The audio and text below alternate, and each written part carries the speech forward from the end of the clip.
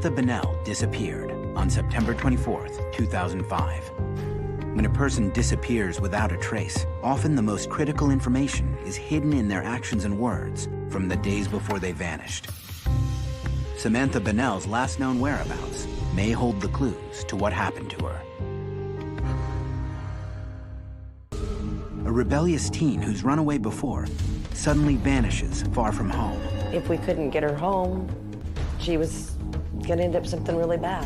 Her fun night out with new friends turns into a nightmare. You know, she left with them. She didn't come back with them. Where's she at? It was panic. Investigators uncover frightening clues. My concern was that somebody may have been chasing her. Her mother begins an agonizing search through a shadowy world that leads to a shocking discovery. It became my secret prison. I mean, that's maybe the worst thing I ever had to do. It was just heart-wrenching. My baby girl was missing, and I had to find her. 18-year-old Samantha Bennell and her 22-year-old boyfriend Chris work together on a magazine crew, a traveling group of young people who sell magazine subscriptions door to door.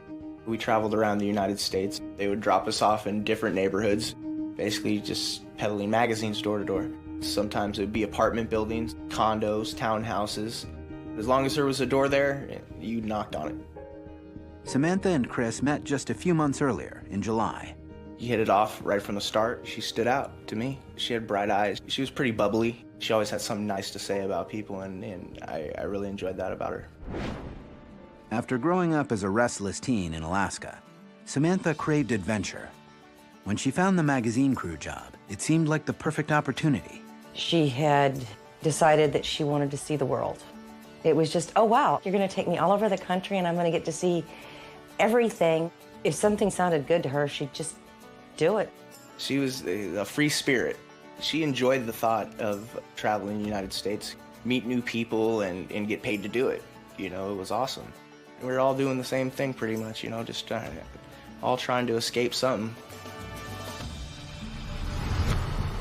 Even though Samantha and Chris loved traveling, working on the magazine crew became a grind. They leave their team in Sacramento, California. They just kind of slave drove us. There was no excuses, you know. You didn't have your sales for the day. You were bumming off somebody else to eat. We just wanted to get off the road. I got a phone call from Samantha and Chris, and they were stuck in Sacramento, California. They had enough money for one night in a motel room. I paid for a second night, and I did as I had always done. Where do you want to go? I'll buy you a plane ticket home. I'll buy you a bus ticket to your grandma's. I want you to come home, but if you won't come home, where will you go that you're safe? Samantha tells her mom they want to go to Chris's parents' house near Claremont, California, about an hour east of Los Angeles. I wouldn't send them unless they gave me Chris's parents' number and let me call and make sure that there was a place for them to go to. After talking to Chris's mom, Mary buys the young couple bus tickets from Sacramento. Samantha gets in touch with Mary once they arrive. Samantha called me, and it's like, Mom, I'm here, I'm safe, everything's okay. I love you, I'll call you later. But it would be the last time Mary hears from her daughter before she disappears. Chris and Samantha stay with his family near Claremont, but things don't go as planned. Reluctantly, they decide to return to their old magazine crew. I was hoping that my mom, she would let us stay there and it would be all right, but like that wasn't gonna happen. We decided that the only other way we were gonna be able to stay together is if we stayed on the magazine crew. And I asked my mom for bus money, or for tickets to get back up there. As Samantha and Chris wait at the bus station to rejoin their old crew in Sacramento, a new opportunity arises. One that will impact their lives forever. Two guys approached us and asked us if we wanted a job. And I already knew that they were gonna try to get us on some kind of sales crew. The couple is recruited to join a new magazine crew that's staying at a hotel next door. Samantha and Chris go to the hotel and hang out, waiting for the rest of the team to return from work. We just wanted to wait for everybody to get back and see who we were going to be around. Who are these people, you know, you want to meet them. But everybody seemed pretty cool, and she ended up talking to a couple girls. Samantha tells Chris that some of the crew members are going to the movies. She asked if I wanted to go too. I said, you know, go ahead. I don't want to go. Have fun and, you know, be careful. See you when you get back. And I gave her a kiss, and she took off. Several hours later, the crew returns to the hotel. What should have been a relaxing Saturday night suddenly takes an ominous turn. Samantha isn't with them. At first, I didn't even know what to think. I was like, where the hell is she? You know, she left with them. She didn't come back with them. Where's she at? It was panic. Desperate, Chris starts drilling the others. I asked everybody, where the hell's Samantha at? And, oh, she got up in the middle of the movie and she just ran out. She was crying. Okay, well, what else? You know, like, what else? And there was nothing else. They weren't telling me anything else. That's all that happened. Chris hears the same story from several crew members who'd been at the movies, including a girl who'd been sitting near Samantha. Chris finds their lack of concern for Samantha troubling. They just let her run out of the theater, and that always kind of struck a chord with me. It's like, who's like that, you know? I would have, like, tried to follow her and see what was going on with her. Just never added up to me. He hadn't noticed any signs that Samantha was upset earlier in the evening at the hotel. It was very surprising to me that she was in a happy mood when she left, and they're reporting to me that she got up crying, running out of the theater. Didn't make sense. The crew members tell Chris they didn't see Samantha when the movie was over. They said that they had gone, you know, upstairs and checked out if she was there or not, and she wasn't there. They didn't know her, so, I mean, maybe they thought she was back at the hotel. I don't know what they thought. They kind of just passed it off like it, nonchalantly, like it was nothing. And it made me mad. Even though he's upset by their attitude, Chris believes what they're telling him is the truth. I talked to one guy right there at the van as soon as they pulled up. But all of the rest of the people, they all said the same thing. Chris heads out to search for Samantha at the theater. The guy that takes the tickets, I asked him if he had seen anybody running out of the movie theater. Looked like she was upset, and he said, no, I haven't seen anything like that. I searched around, you know, I searched the parking lot, you know, just looking around everywhere, and I didn't come up with anything. Chris makes the hour-long walk back to the hotel. He doesn't see Samantha anywhere along the way. I felt pretty helpless. I didn't even know if she knew how to get back to the hotel. Back at the hotel, there's no sign of Samantha. So I called her mom. I asked her if she had heard from her, and she said that she hadn't. By this time, it's about 1 o'clock in the morning. Chris tells her the magazine crew's puzzling story. When Mary hears that Samantha seems to have run off, she tells Chris something he doesn't expect. Coming up, was Samantha hiding something from Chris? I just remember thinking, like, how could she do that to me? How could she do it? When 18-year-old Samantha Bennell doesn't return from the movies, her boyfriend Chris calls her mom in Alaska. What he learns is disturbing. She told me that it wasn't unlike Samantha to just go off and do her own thing and not tell anybody where she's going. Basically, it sounded to me, you know, kind of like she probably took off on you, and she might be somewhere else with somebody else. I was pretty sleepy when he woke me up. I think I mentioned to him that she'd had a boyfriend that was in a nearby city. She had run away so many times anything got stressful or too hard. It was kind of her MO. If she didn't like what was happening, she'd leave. She'd go find something else. Samantha's mom, Mary, recalls Samantha first acting out when she was about 13, after Mary and Samantha's stepfather moved the family to Palmer, Alaska, about an hour north of Anchorage. Samantha kind of was withdrawn from the family, and there were a lot of arguments. She was angry with us for moving her. She tended to sneak out her window at night and go do what she wanted to do, party with her friends. Mary saw a side of her daughter begin to fade away.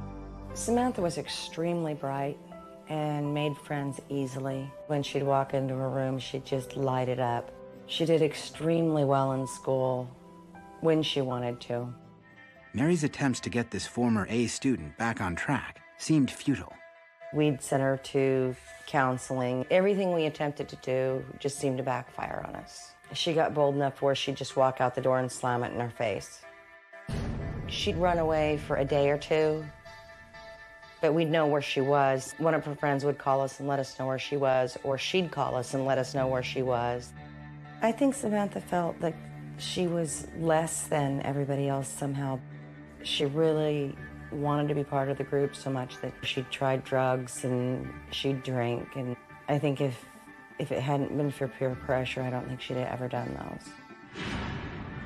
After about 3 years of trying to rein in Samantha's wild behavior, Mary says her 16-year-old daughter went to a treatment program. It was just not quite the worst time in my life, but close. But according to her mother, when Samantha came back, she began turning her life around. We were talking and finally got to the point where the fight was over and my daughter was my friend again. She was attending night classes to finish her high school and working during the day.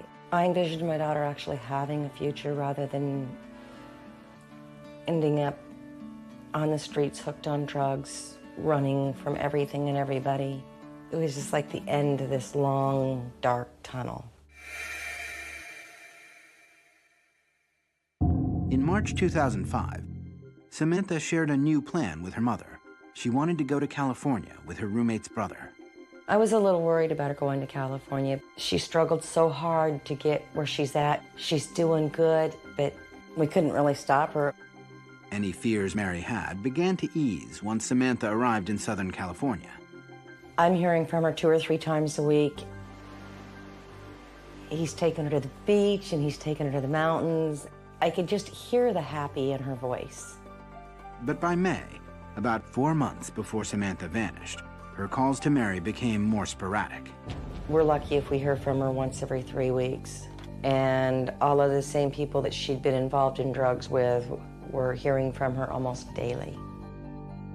When we do get a phone call, it's just, "I'm okay, Mom," and I'm not hearing my happy girl anymore. I'm hearing the girl that I fought with that was on drugs, that something just wasn't right with. And I knew that if we couldn't get her home, she was gonna end up something really bad. Then, in July, she joined the magazine crew where she met Chris.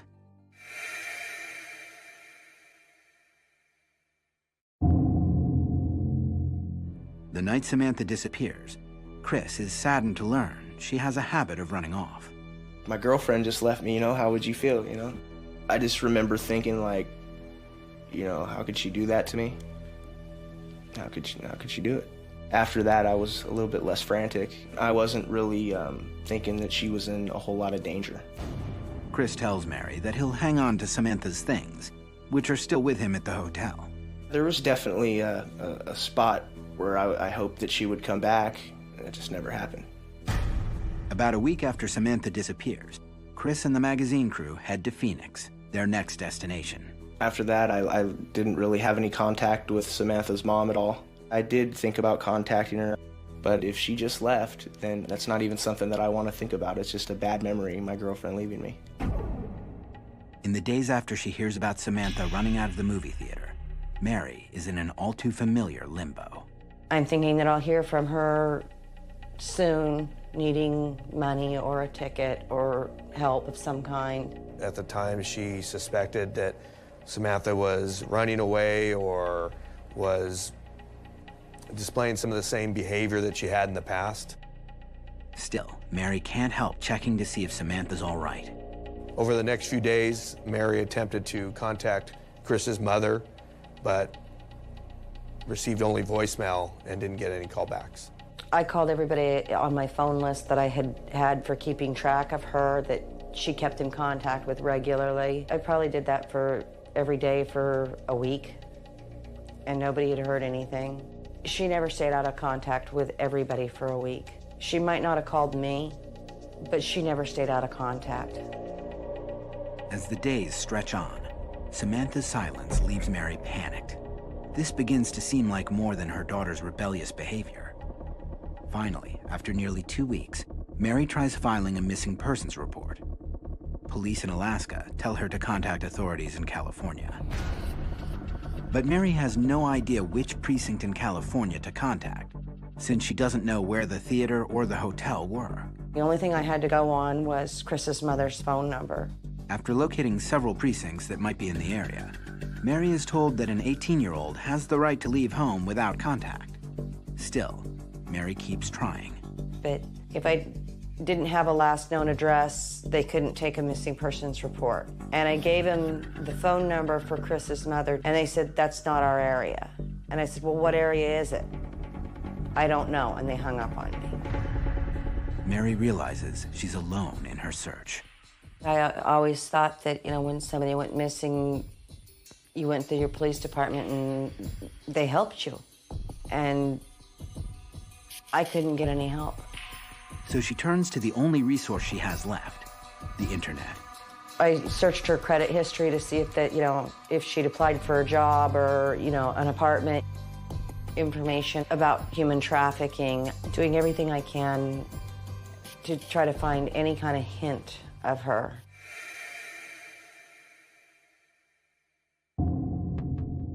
It's been 2 months since Samantha Bunnell disappeared. As the holidays approach, Mary hopes she'll be hearing from her daughter any day now. Samantha never let a holiday go by without calling. And she never, ever missed sending her Aunt Liz a Christmas card. But Christmas comes and goes. No one hears from Samantha. As 2005 draws to an end, Mary's outlook is bleak. I figured when she didn't call by Christmas that the only thing it could be is that she was in a position where she could not call. Somebody had abducted her or she had been trafficked. This wasn't Samantha being angry or using drugs. I knew something was really wrong. Now that the holidays are over, and Samantha seems to have completely dropped out of contact, Mary shifts her online search to a darker focus. By January, I don't think I'm searching anything but unidentified body websites. It became almost a nightly ritual.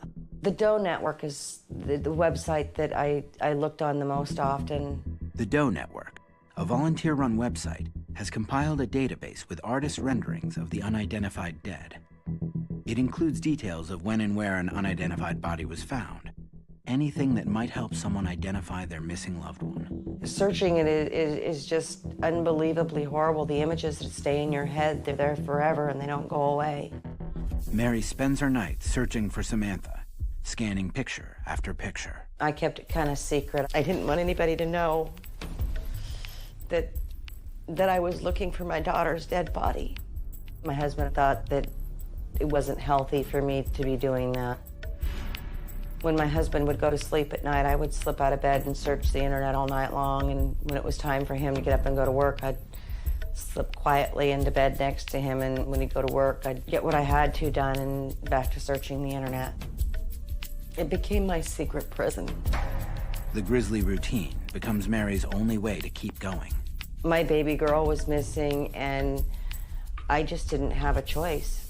I had to find her.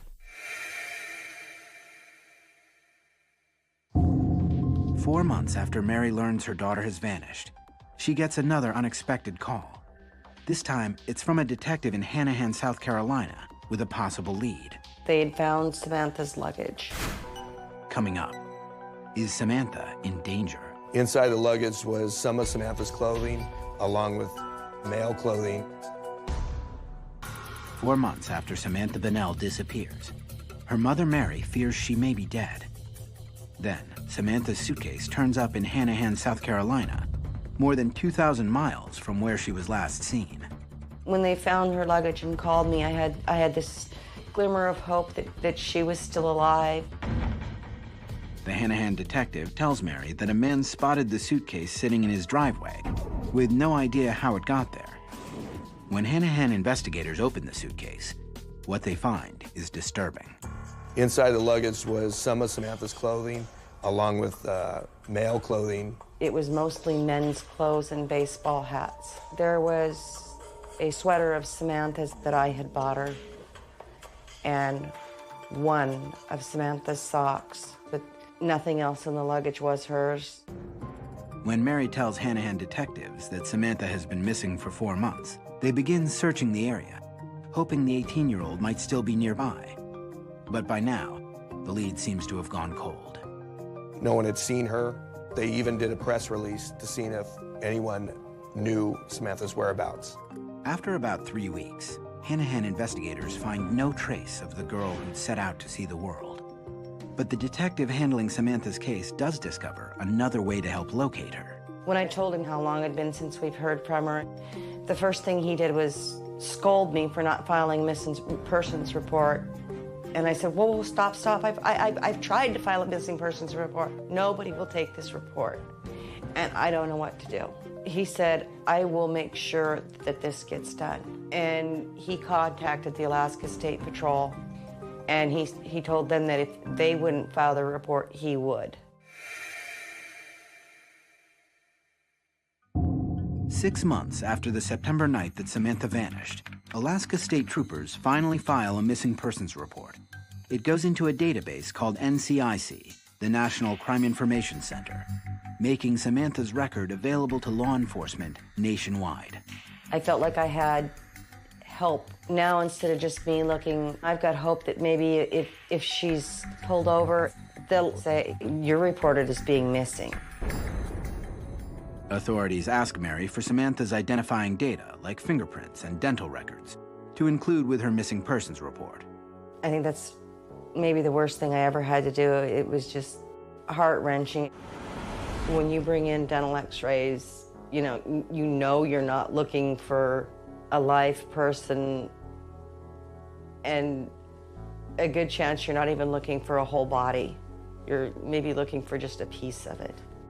Mary tells police they can find Samantha's fingerprints on file from when she'd run away from home years earlier.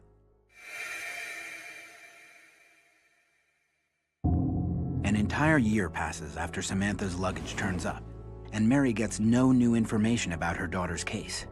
Her brief hope that the free-spirited 18-year-old might be found alive starts to fade. Once again, she begins obsessively poring over pictures on the Doe network. It got to be the point where I was doing it even during the day. I wasn't hiding it as much. One night, a face on her computer screen grabs Mary's attention.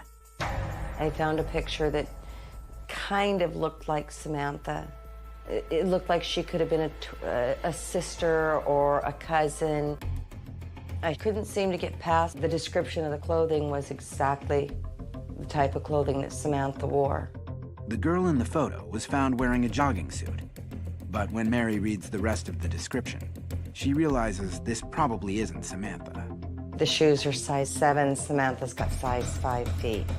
There were no freckles. And the composite drawing had perfectly straight hair, and Samantha had curly hair that she hated for as long as I can remember. Mary also believes that the NCIC system should have beat her to this discovery.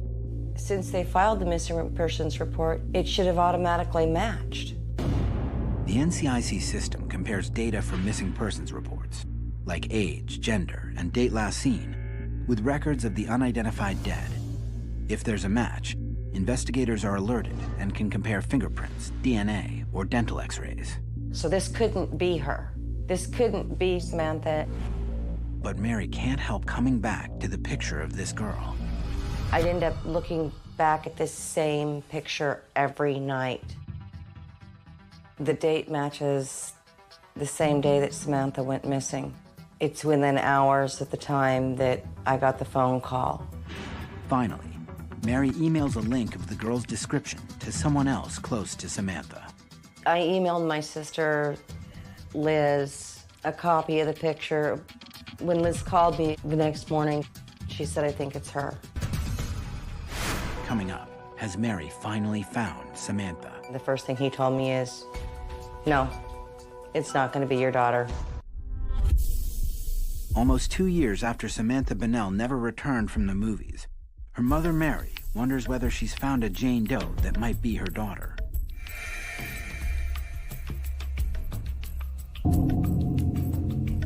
Mary gets up the courage to call the contact listed on the Doe Network page. She reaches David Van Norman, deputy coroner in San Bernardino County, California. I told Mary that I didn't believe that this could be her daughter. Van Norman says that for the past 19 months, the San Bernardino coroner's office has tried unsuccessfully to match 159 missing girls with this Jane Doe, number 1705. He told me, but we'll try to match it anyway. Van Norman pulls up Samantha's NCIC record, looking for at least one of 3 crucial elements investigators use to rule out possible matches. I'm standing at the place of death of some unidentified person, and I'm looking backwards in an attempt to understand where that person came from. There's only 3 ways to do that, and that's fingerprints, dental records, DNA. It all comes down to those. Mary tells him Alaska authorities should have filed Samantha's fingerprints and dental records with her missing persons report. But when Van Norman pulls up Samantha's NCIC record, it lists no fingerprints or dental records on file. He contacts Anchorage authorities and learns that Samantha's fingerprints had been destroyed years earlier, after she had run away and returned to her parents' house back in Palmer, Alaska. He then asks investigators in Palmer for the dental records Mary says she'd brought in a year earlier. But after a couple of days, Van Norman still doesn't have them. Mary grows desperate, waiting for the x-rays to get to him. I finally couldn't stand it anymore, not knowing whether it was Samantha's picture or not. It's the absolute worst time in my entire life. Finally, Mary goes back to the dentist's office. After 19 months of sleepless nights searching for her daughter, Mary sends a scan of the x-rays in an email to Van Norman. The morning after Van Norman forwards Samantha's dental records to the forensic dentist to match against Jane Doe 1705, Van Norman gets an email with the results. When I opened the email, the identity had been confirmed. Jane Doe 17 was Samantha Bennett. I immediately contacted Mary Weir and confirmed the identity of Jane Doe 17 as her daughter. I remember crying, and I was crying so hard I was shaking. I felt sad and relieved at the same time. At least now I knew where she was. I have to think what took 19 months to make this identification. What else could we have done to make the identification faster? Van Norman recalls telling Mary why initially he was skeptical this Jane Doe could have been her daughter. Samantha Bennett, according to the NCIC record, was last seen on March 6th, 2006, and that's 6 months after Jane Doe 17 had died. And Mary Weir said, that can't be right. It turns out that even though Samantha went missing in September 2005, the date on her NCIC record says she was last seen March 6th, 2006. Mary learns this date corresponds to the day she filed the missing persons report with police in Palmer, Alaska. The discovery is shocking. There's no possible way that the match could have been made with the way they filed the missing persons report. It was obvious that the person who entered Samantha Bennett's missing persons NCIC record into the system did not understand the implications of entering March 6th, 06. If a person is alive and well sometime after a body is found, it will be ruled out and would never be compared because the inaccurate information, they were preventing her record from ever matching against Jane Doe 17's. What was critical in this particular instance was that Mary Weir started her own investigation. At the time she was searching for Samantha, Mary never knew about the inaccurate date on Samantha's NCIC record because it is only available to law enforcement personnel. I did everything right. I did everything that they'd let me do. I did everything I could do. I filed the reports. I looked. I called. I begged. I pleaded for help. And I thought I had gotten it. After almost 2 years, Mary finally learns why Samantha never returned from the movies that night. I was working day shift, and it was reported to me that a young girl had been killed on the Interstate 10 freeway. She was struck by several vehicles and had been pronounced dead at the scene quite late in the evening, about 11:08. When the girl's body was taken to the county morgue, no identifying information was found, so Van Norman gathered data to create an NCIC record for this Jane Doe. number 17 in the year 2005. That would include her description, height, her weight, her eye color, fingerprints. It would also note the dental characteristics, which can then be compared against missing persons cases across the country. Van Norman took photographs to create the drawing that Mary eventually saw on the Doe Network website. Samantha's picture was then distributed to the media. Tragically, since it only appeared in local media, Mary in Alaska never had a chance to see her daughter's face in the news. Frankly, I was stunned as days turned into weeks and weeks turned into months that Jane Doe 17 was not identified. We did not believe that Jane Doe 17 was a transient because her clothing was clean, she was well nourished. This is a person who has a family, and so as the case continued on and match after match was ruled out, we were amazed. Van Norman kept Samantha's body from being buried longer than usual, confident this young girl's family would soon find her.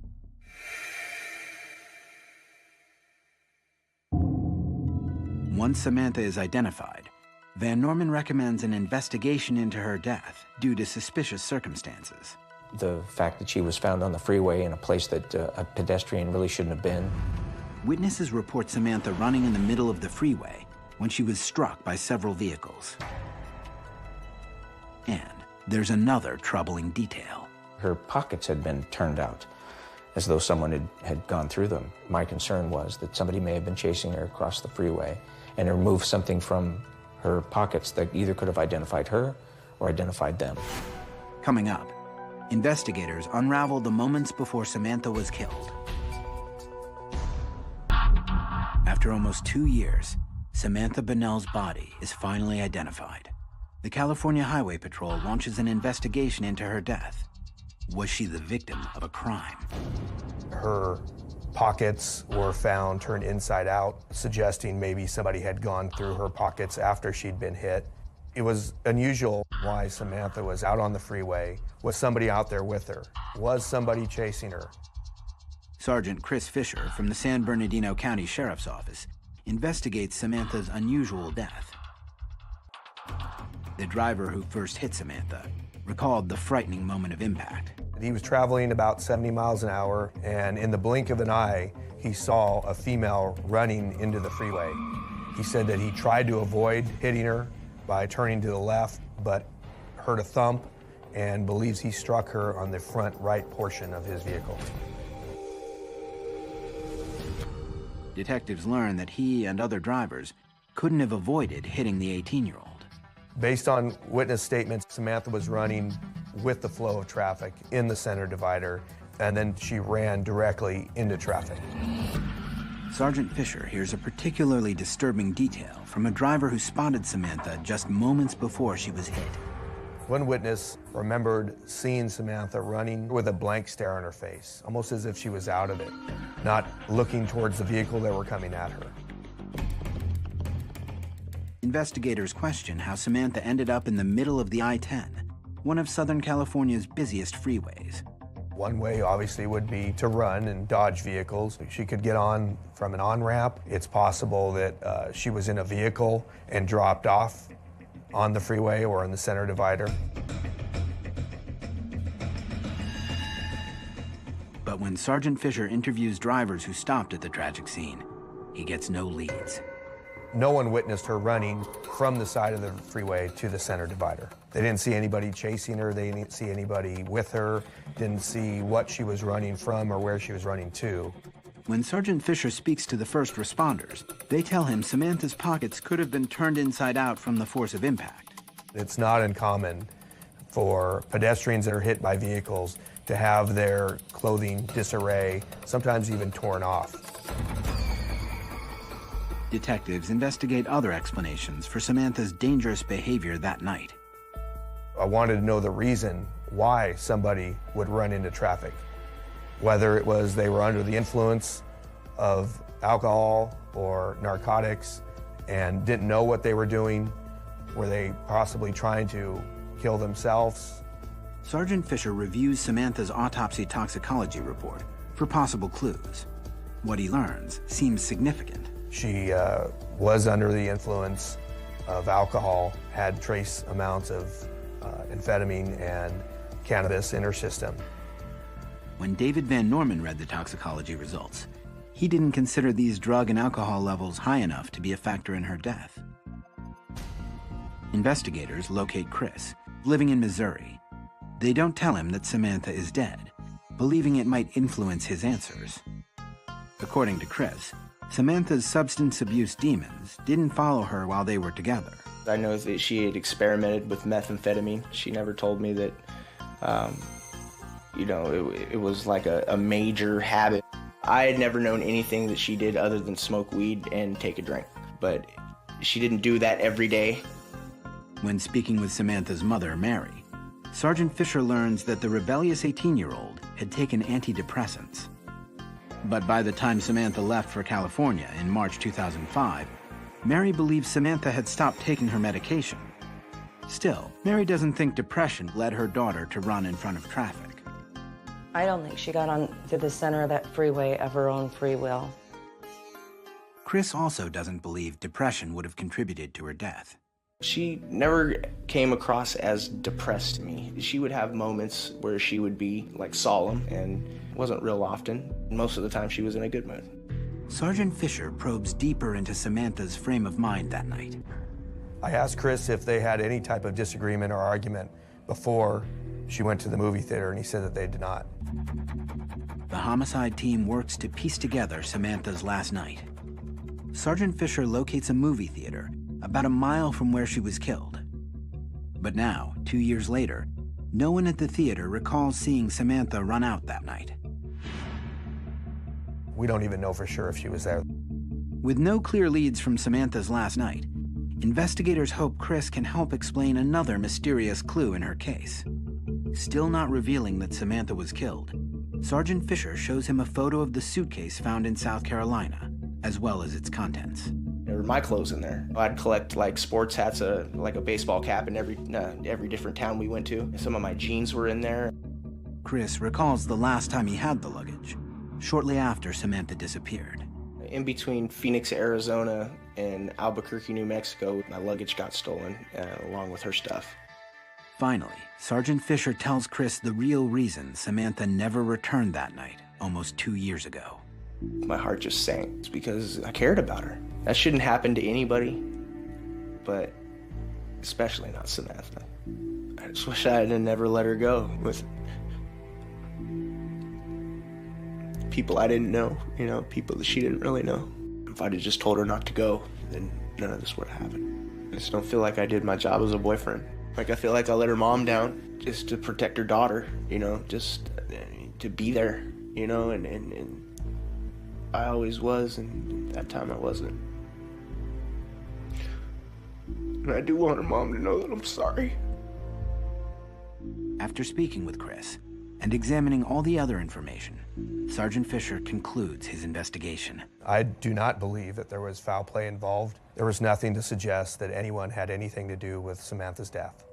But Mary is haunted by questions about what could have led Samantha into such a treacherous spot.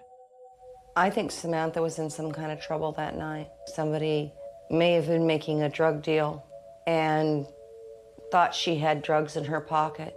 I don't know whether the magazine sales group got in a fight with her and pushed her out in the middle of the freeway, or if some stranger picked her up and she jumped out of the car. Meanwhile, Samantha's case has motivated Van Norman to educate families and law enforcement about the need for identifier records like fingerprints, dental records, and DNA to make even more matches. Just the idea, the image of Mary sitting there at night in the glare of a computer screen and seeing these images, some of which are just awful. Somehow, I knew that this is why we do what it is that we do. There are thousands of mothers who wonder what happened to their children. Every one of those unidentified persons has a name that I don't know, but that I'm going to make it my mission in life to try to send home. Mary. Oh, it's such an honor to finally be with you. Now, Mary works as an advocate, helping other families find their missing loved ones, and working with law enforcement to create new policies and training in reporting missing persons. What's great is you're turning this tragedy into a message. I couldn't sit and do nothing. My message for the families is be proactive. It just breaks my heart to think of all of these bodies out there that they have families, they have names. She wasn't Jane Doe number 17. She was my daughter. And she was beautiful and vibrant and full of life. Hundreds of thousands of families that are living in the pain that I lived in. And it's got to be stopped. That's the only thing that gives me the strength to even get out of bed some days. It's what Samantha would want me to do. She would not want me to let her death just be it. That's the only thing that gives me the strength to even get out of bed some days. It's what Samantha would want me to do. She would not want me to let her death just be it.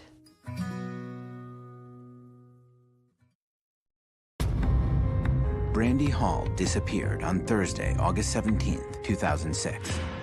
When a person disappears without a trace, often the most critical information is hidden in their actions and words from the days before they vanished. Brandy Hall's last known whereabouts may hold the clues to what happened to her.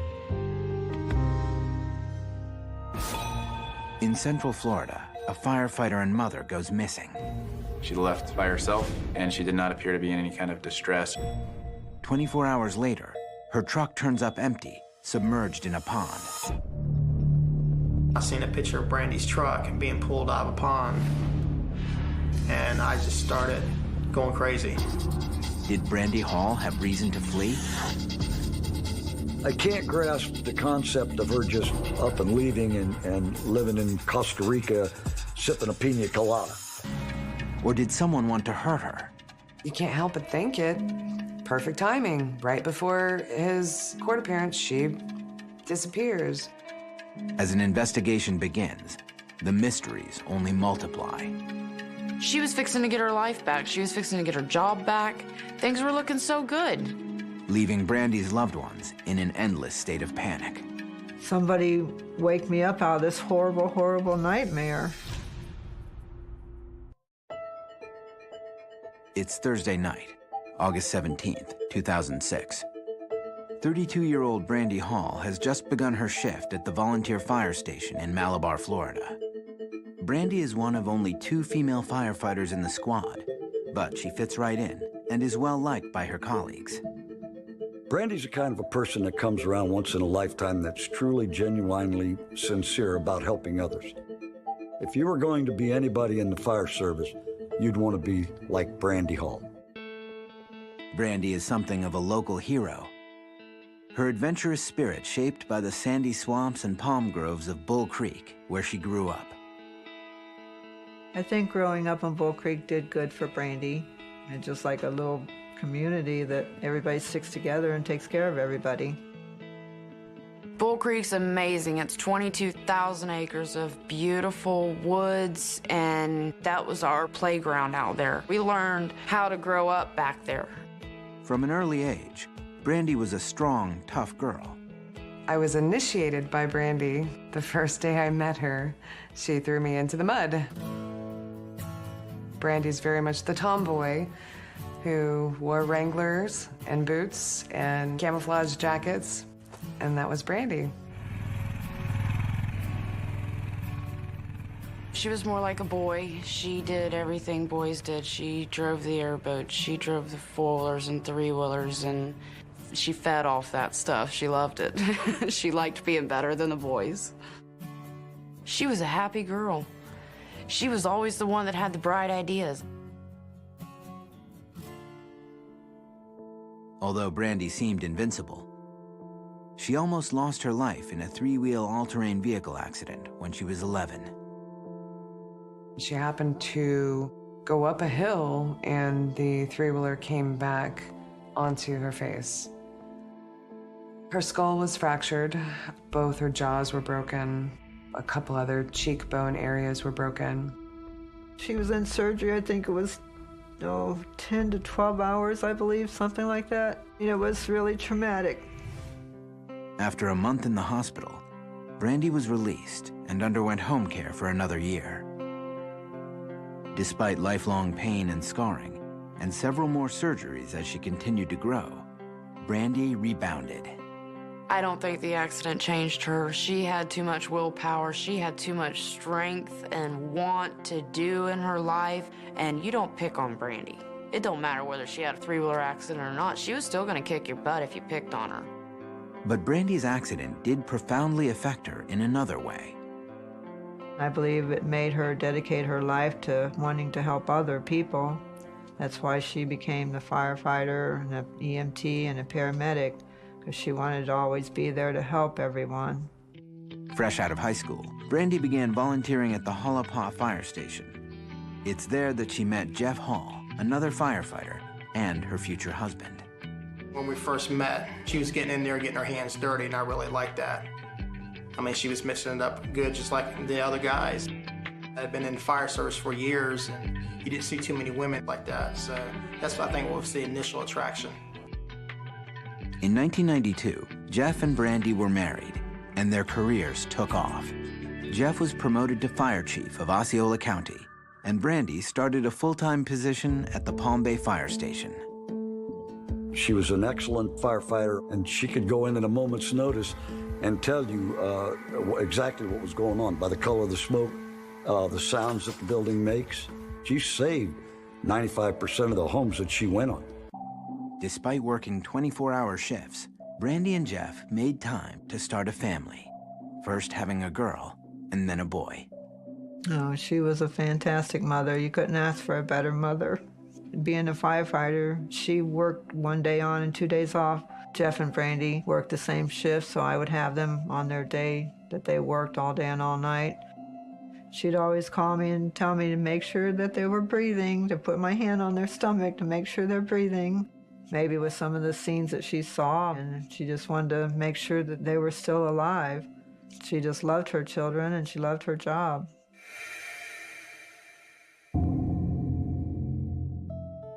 By 2005, Brandy is leading a comfortable, happy life. But on July 2nd, she receives shocking news. Her husband Jeff and a friend are arrested for marijuana cultivation. I really can't remember how it all came into play, how the ball started getting rolling. Just thought it would be fun and not really having the thought of the repercussions of such actions. It was a stupid mistake. The grow operation was located on 13 acres of land, south of where Brandy and Jeff live with their children. Jeff pleads guilty to the charges, but maintains that Brandy has nothing to do with it. Brandy thought I was renting the property to somebody. I was able to hide the money because we made a great deal of money. I had my pension, Brandy had a good salary, and also I had told people that I had rented our property for a pretty decent amount of money. But Jeff is unable to shield Brandy from the repercussions of his crime. The property is in both his and Brandy's name, so she is also legally responsible. 6 days later, the authorities come to the fire station to arrest Brandy. I could not believe it. I saw no reason why or how they even got an arrest warrant for her. I was very surprised. They waited till she was on duty and came and basically made a public spectacle out of her. When I picked her up from jail, she was just in shambles. I mean, she was constantly crying. I mean, I was terrified for her. Brandy's charges are dropped soon after she is released from jail. But then she receives another blow. After 10 years of service, Brandy is fired. Brandy's record as firefighter was immaculate. I think she got some of the highest reviews consistently every year. She never thought that it would actually go as far as terminate her. She thought everything would be dropped. The charges that would be dropped against her. Brandy lived for the fire service, and it just tore her apart. It was devastating. She was crying. She's like, "Mom, I can't lose my job," because she'd worked so hard, and it meant everything to her. Not one to bow to adversity, Brandy immediately sets out to get her job back, seeking work as a volunteer in the nearby town of Malabar. In the state of Florida, if you stay out of the fire service for a 2-year period of time, you lose your certifications. And she did not want to lose her certifications. And she asked me if I could bring her in and allow her the opportunity to be a volunteer. Because Brandy and Jeff are also financially strapped, she wastes no time in finding paid work. She started working for us in our construction company, just doing odd jobs, painting manholes or backflows and stuff like that. She was fixing to get her life back. She was fixing to get her job back. Everything was fixing to be settled with that. The trouble with the grow house and stuff, things were looking so good.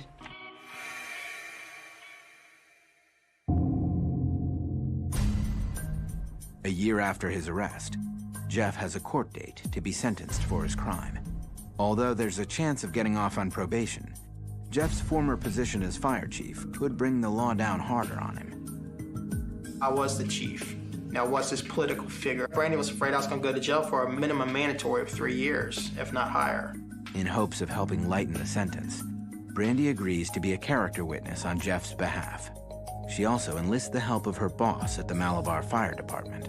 I was approached by Brandy the evening before the court trial for her husband, and she asked if I would go to be a character reference at his trial, and hopefully it may soften the punishment.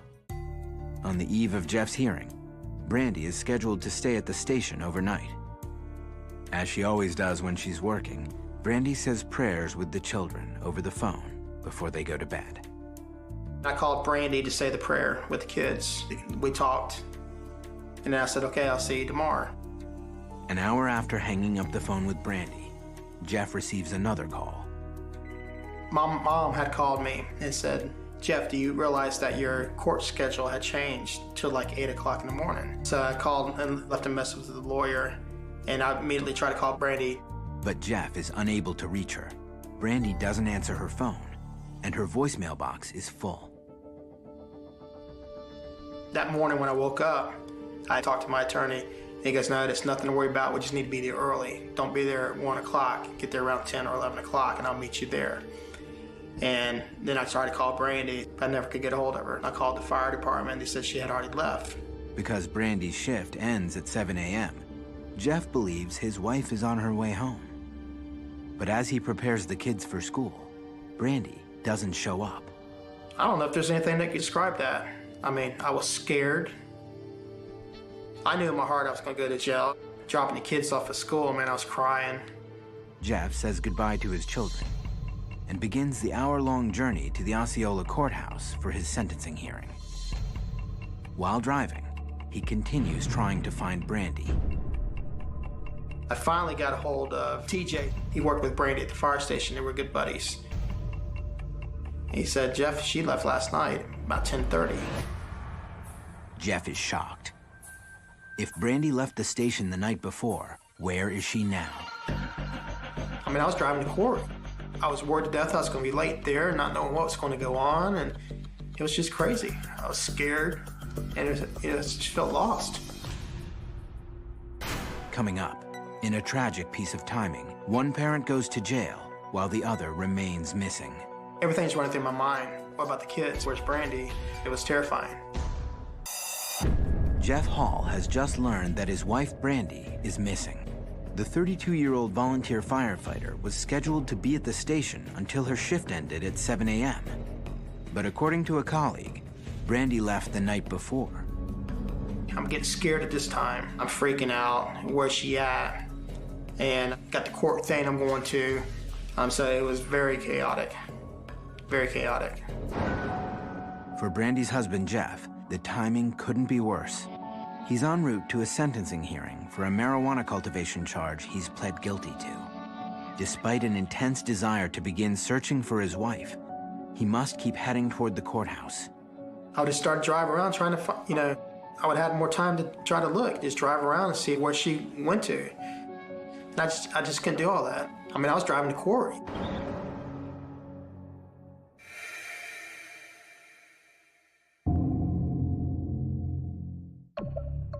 Jeff arrives at the courthouse, hoping against all odds that Brandy will be there.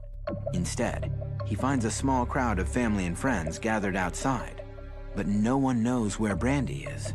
I got to the courthouse and immediately talked to my lawyer, and he goes, "Jeff, what's wrong with you?" And I said, "I can't find Brandy." And then, of course, Brandy's mom starts winging out, just, "Where's she at? Where's she at?" We were all standing there together, and he didn't know where she was at either. So we didn't know what to think. I was frightened. I was scared to death. But then I got to thinking, well, she's so petrified of this place. Jeff recalls an earlier episode when Brandy refused to enter the court building. During a pre-trial hearing, she wanted to stay in the truck. Our attorney told me it's going to last like 5 minutes. But she was so scared to go into that courthouse, she stayed in the truck. She was just terrified, totally terrified. I mean, just the whole atmosphere. I mean, it's just this whole part of our life was a very scary time. It was very traumatizing. Jeff hopes that his wife has simply gotten cold feet. At the moment, he has no choice but to put his thoughts of Brandy aside and focus on his sentencing. The hearing didn't last, I wouldn't think, maybe half an hour at that. Well, I lost all track of time. I was constantly thinking about Brandy not showing up, not being able to contact her. It went so fast. I mean, it was just me standing up there with my attorneys and the judge saying, "You get 18 months Department of Correction, 3.5 years probation," and it's over with. Jeff's sentence of 18 months in prison seems particularly harsh to other firefighters. They wanted to make an example because, we're in a trusted position, and that can't be tolerated. Your law enforcement and your fire and EMS are the people that have impeccable reputations, and to do this, it lost the trust of all the people. So, you got to abide by the law. For Jeff, the sentence goes in one ear and out the other. All he knows is that he'll be locked up and unable to look for Brandy. Until I got sentenced, until I got taken back and got my fingerprints again, and, it's just constantly, running through my mind. What about the kids? Where's Brandy? It was terrifying. As Jeff is handcuffed and taken away, family members quickly arrange for Brandy and Jeff's children to be picked up from school. Then they turn their attention to Brandy. We knew where Jeff was going, so then after it was over, then it was time to go find out where Brandy was at, why she wasn't there. But the facts are few. Brandy left the fire station the night before at 10:30 p.m. Now, almost 24 hours later, no one has seen or heard from her. Brandy's mother can't help but worry about her daughter's state of mind. Brandy told me she and Jeff weren't getting along. I believe that their relationship got bad after he got arrested, and then she got arrested, and I'm sure Brandy was angry at Jeff over all this.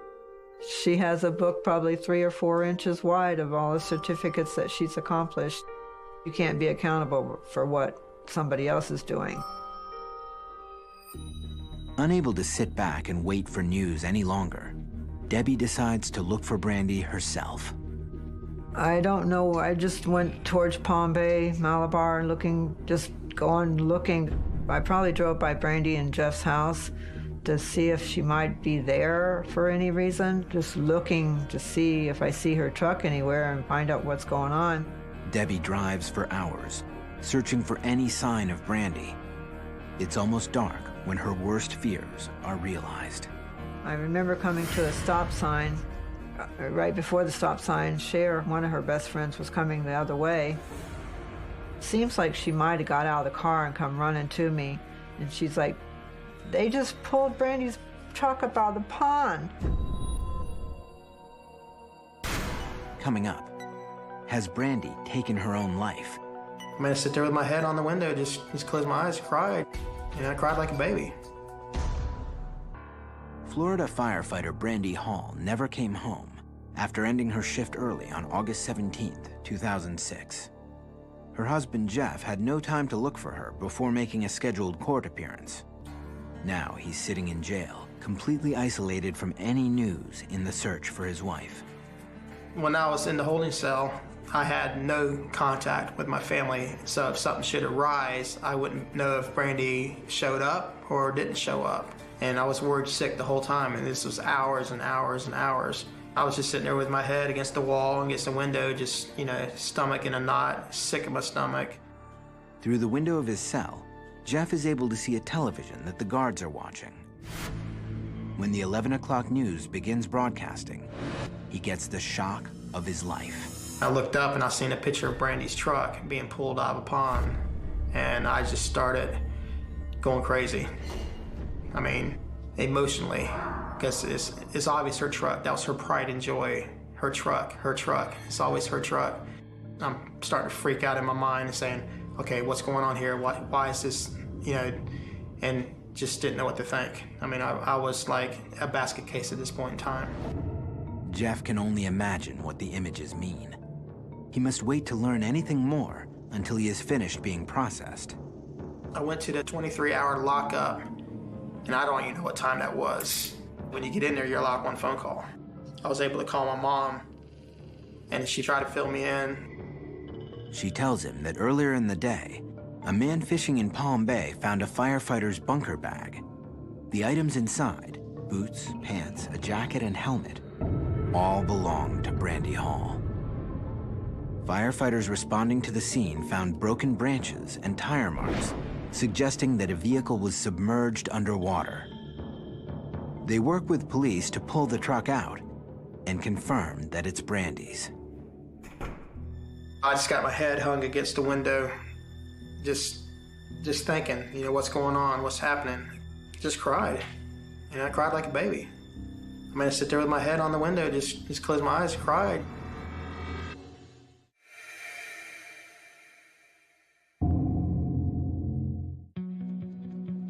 In Palm Bay, firefighters and police officers work into the night to look for Brandy. Many of them know her personally and are deeply affected by the search. It was very traumatic for me. I knew the family, I knew the children, and the circumstances of how we found this thing, and no one knowing anything, what could have happened or what did happen, it put a strain on me personally. Once Brandy's truck is fully removed from the water, the responders brace themselves for what they will find. When they first opened the doors, they weren't sure if Brandy Hall was inside of the truck.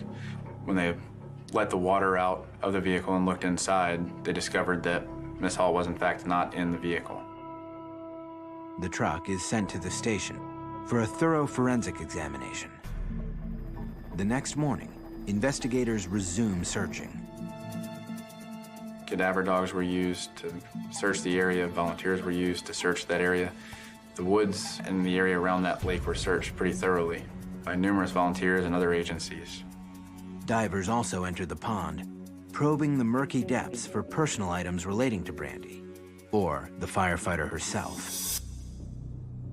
Suicide was a theory. She had some financial pressures based on her losing her job at Palm Bay Fire Department, as well as court costs for her husband, who had pled guilty to a cultivation of cannabis charge in Osceola County. The last time that I saw Brandy, she seemed okay to me, but she seemed like she was a little stressed out. The most thing that was weighing on Brandy's mind was her bills. That she just felt like she was kind of getting buried. It was like she felt like she was working and never getting ahead. We didn't talk about Jeff's sentencing hearing a lot because the kids were around that day, but she did mention that, she was nervous about the outcome and what was going to happen. To be sure that the divers haven't missed anything, police begin work draining the pond. They also start developing other theories.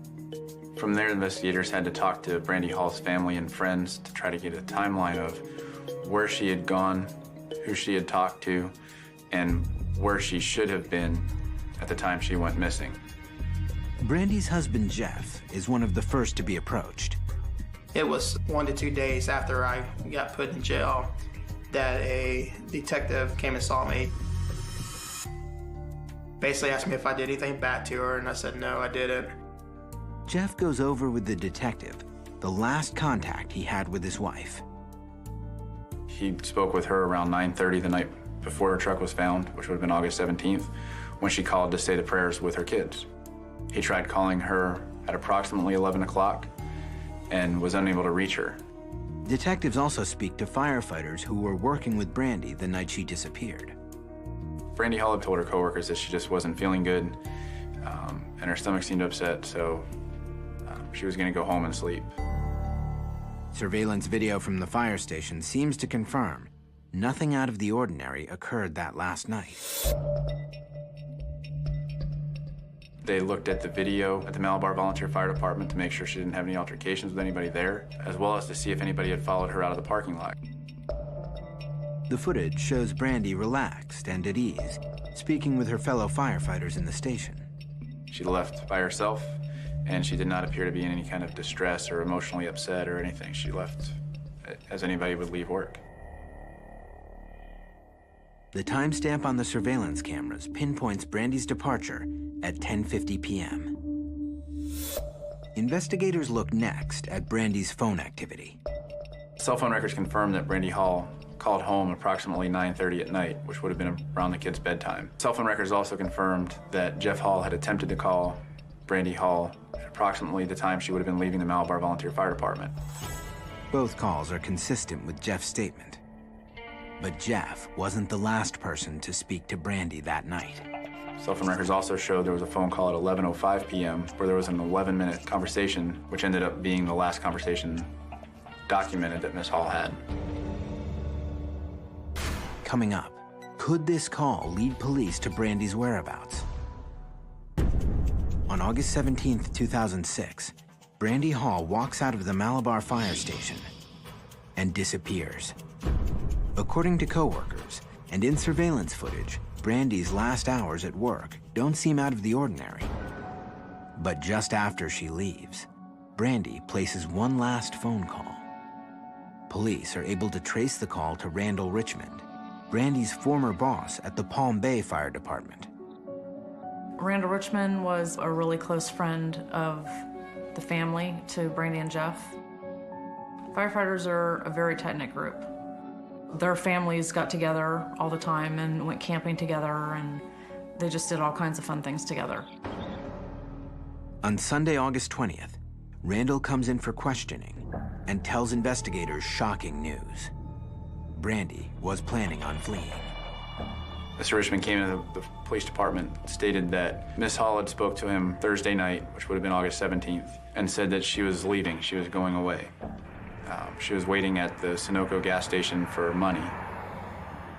Miss Hall did not tell Mr. Richmond who was supposed to bring her money, only that she couldn't take it anymore. She was just going to go away and disappear.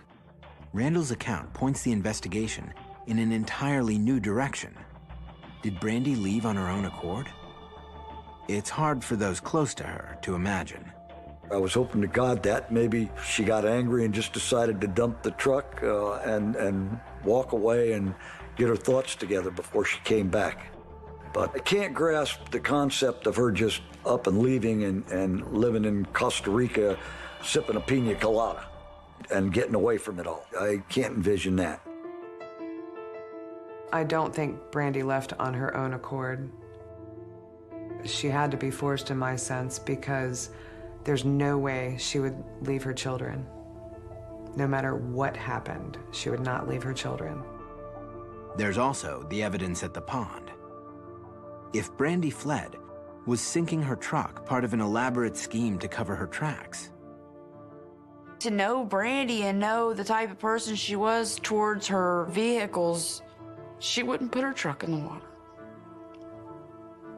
It's just impossible to think that. Somebody else is involved here. Somebody else had a helping hand in this. Despite their doubts, detectives go ahead and check out Randall's story, but they are unable to confirm any of the details.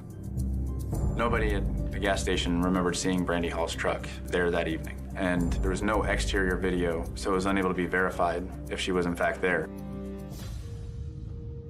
Data from Brandy's cell phone carrier doesn't support the account either. The information from the cell tower didn't show a pinpoint location, so where the signal was coming from could have been anywhere in a 3-mile radius, which would have included that Sunoco gas station, but also would have included the lake where her truck was eventually found. As police go over this information, the results from the forensics examination of Brandy's truck come back. Detectives have found blood, and it belongs to Brandy. The blood was in the map pocket of the driver's side door and also on the driver's side floorboard. Again, it was difficult to determine how much blood was there because of the water being mixed with it. So we couldn't tell just from looking at the blood if there was enough to say that the person would not have been able to survive with whatever injury caused that blood. The new clue fuels speculation that Brandy staged her own murder in order to disappear. Miss Hall would have known how to draw her own blood based on her training as a paramedic and as an EMT. She would have been around needles and would have had opportunity to do so. Meanwhile, police finished draining the pond where Brandy's truck was found. They couldn't find her body, so at that point, suicide seemed the least likely.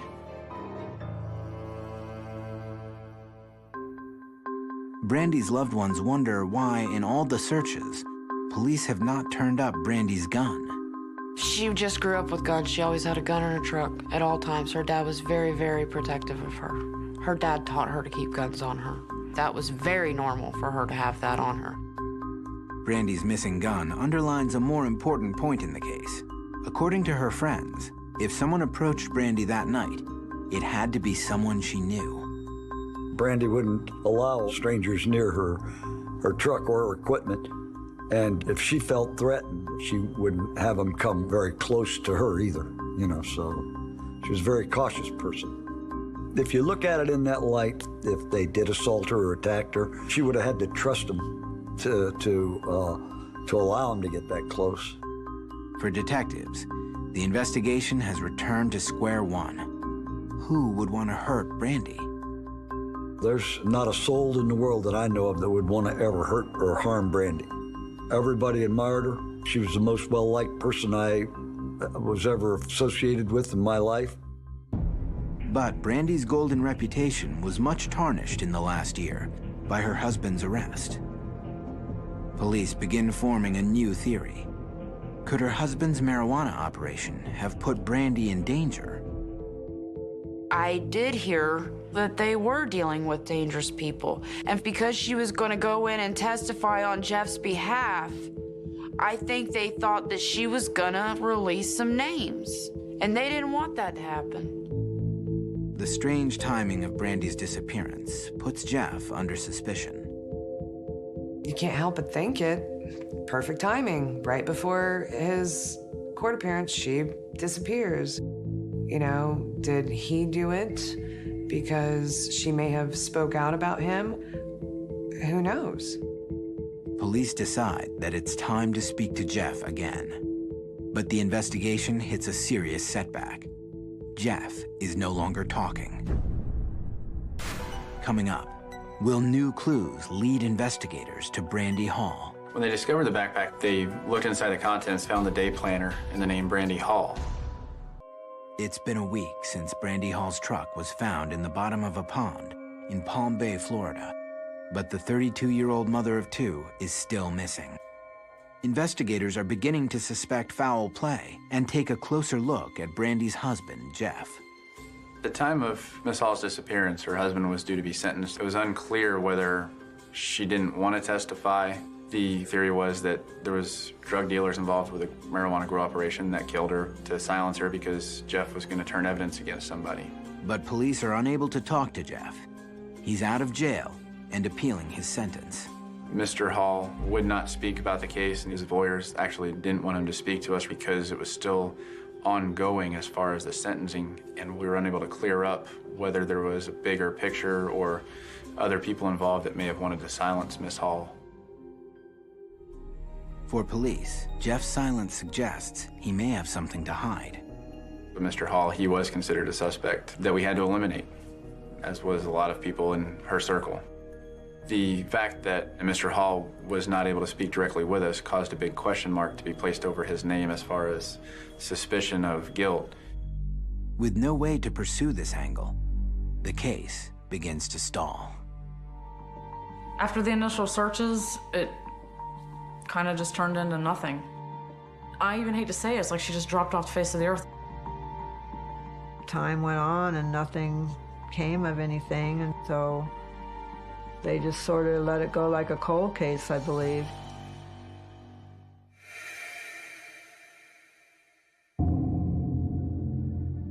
Almost a year has passed since Brandy Hall has gone missing. Family and friends find it increasingly difficult to hold on to the hope that Brandy is alive, when suddenly a clue surfaces. On June 28, 2007, a backpack was discovered in a canal in Indian River County. It was found to be Miss Hall's backpack that contained her day planner and some other personal items. When they discovered the backpack, they looked inside the contents, found the day planner and the name Brandy Hall.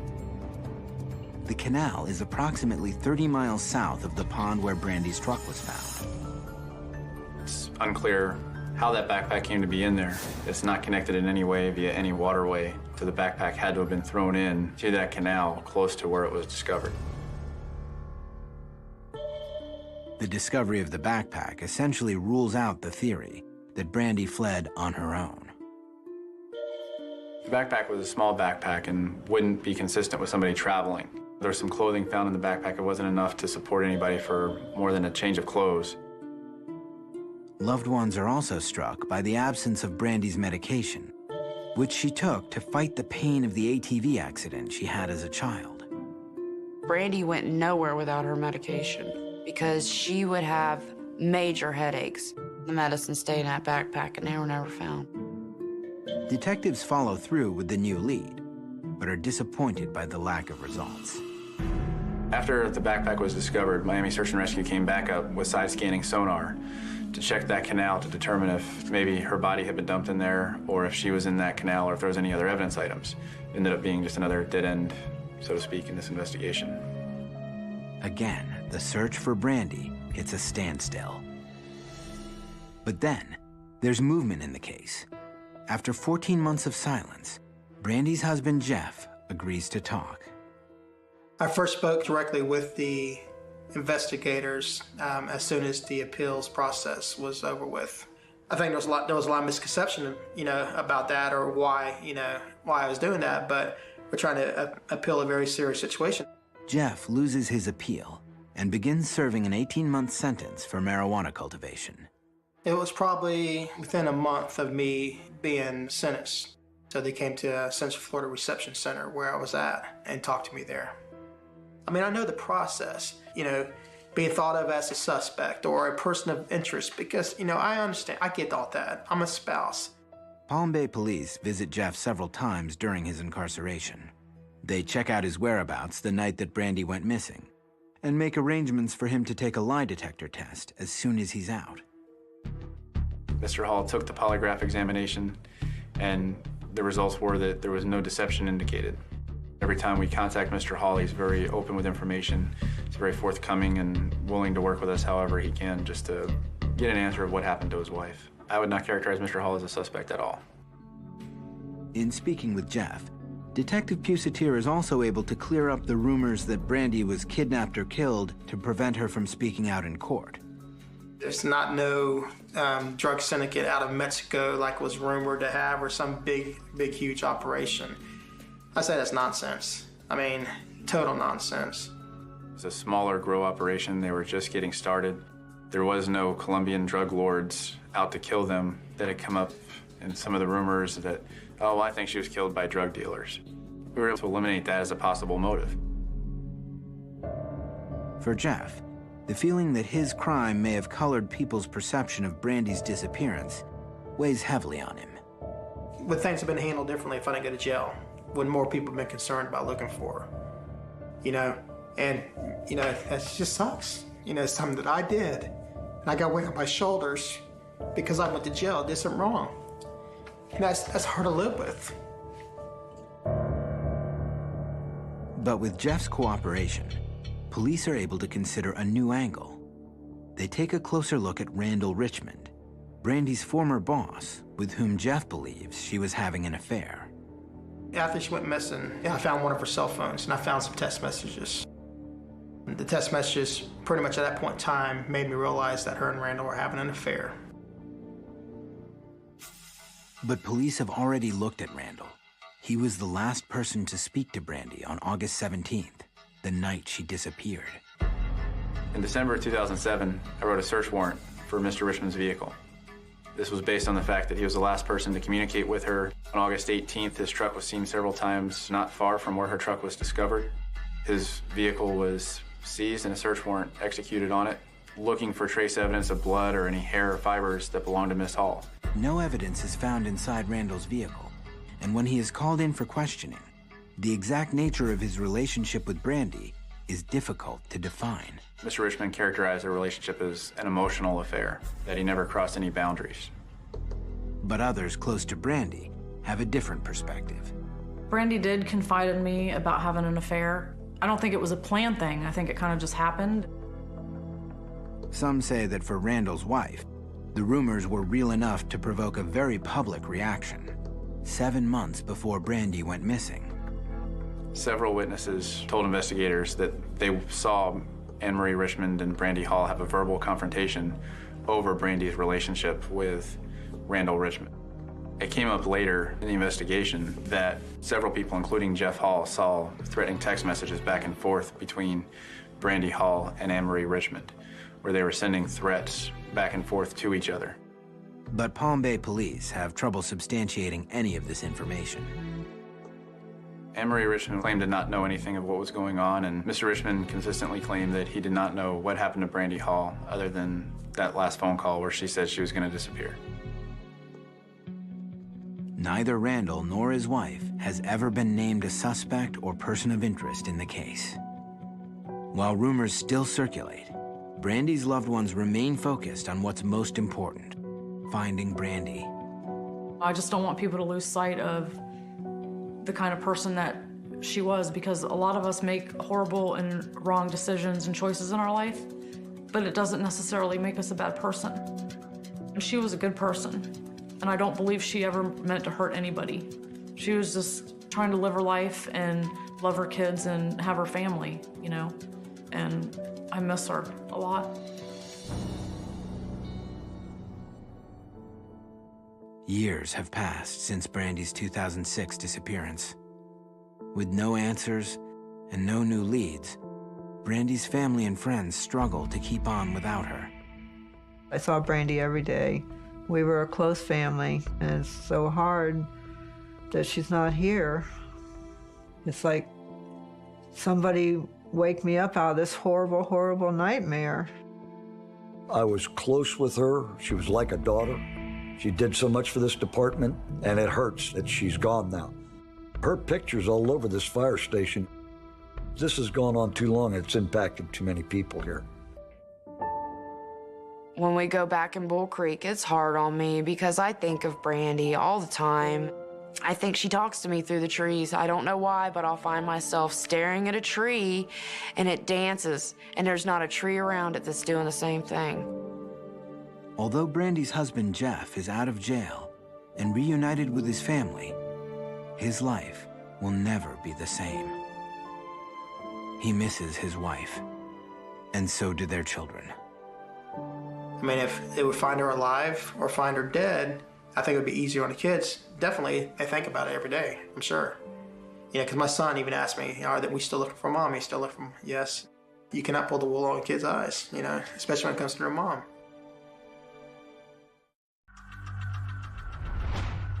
Patty Atkins disappeared on June 29, 2001. When a person disappears without a trace, often the most critical information is hidden in their actions and words from the days before they vanished. Patty Atkins' last known whereabouts may hold the clues to what happened to her. Single mom Patty Atkins vanishes in the middle of the night, and her family fears the worst. I trusted Patty that she knew this man. You don't think the worst is going to happen. You don't think that's the last time that you're going to speak to your little sister. Investigators piece together a disturbing picture of her life. There's something wrong here. It just makes the hair stand up on the back of your neck. She had said there can't be any paper trail of the money. But will detectives get the break they need to unravel the mystery? We checked airlines, we checked passports. We found no evidence of her just taking off. Patty's loved ones wait for some sign of her, hoping it's not too late. I don't think she would run away. Nothing would keep her from her daughter. There's no one who could convince me of that.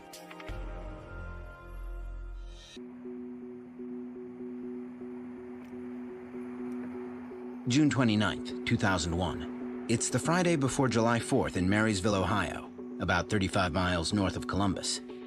29-year-old Patty Atkins is looking forward to the week-long vacation known as Shutdown at the Honda factory where she works as an assembly line team leader. They always shut down the week of 4th of July, and she was supposed to be going away on a trip with a coworker. Her sisters remember Patty describing plans to go to Canada with an employee Patty says she has been involved with for a couple of years. She told me, he really wants to take me up there. It's really pretty, and you know, it'll just be our chance to be away from everything. She was excited about her trip with her boyfriend. She was head over heels in love with this man. Patty has worked as a Honda associate, as employees are called, since she was 19. One of the few women on the assembly line, she's hoping to get a promotion in the next few months.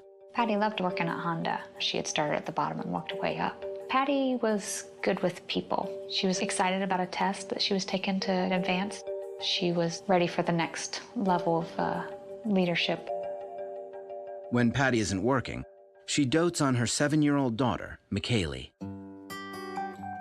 For her birthday party, she had a slumber party, and Patty would dance with them and just have fun with her, snuggle with her. I can't think of anything she wouldn't have done for her. She adored her. She adored her, loved her so much. And McKaylee adored her mom just as much as her mom adored her.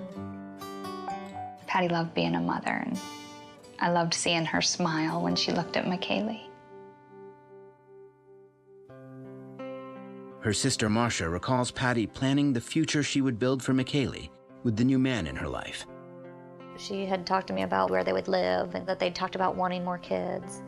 Patty, the youngest of 5 siblings, wasn't known to fall for guys easily. Patty was independent. She was not one of those people who was never okay without a boyfriend. She wasn't willing to give up time with her daughter. It was uncharacteristic of her to be that trusting of a man.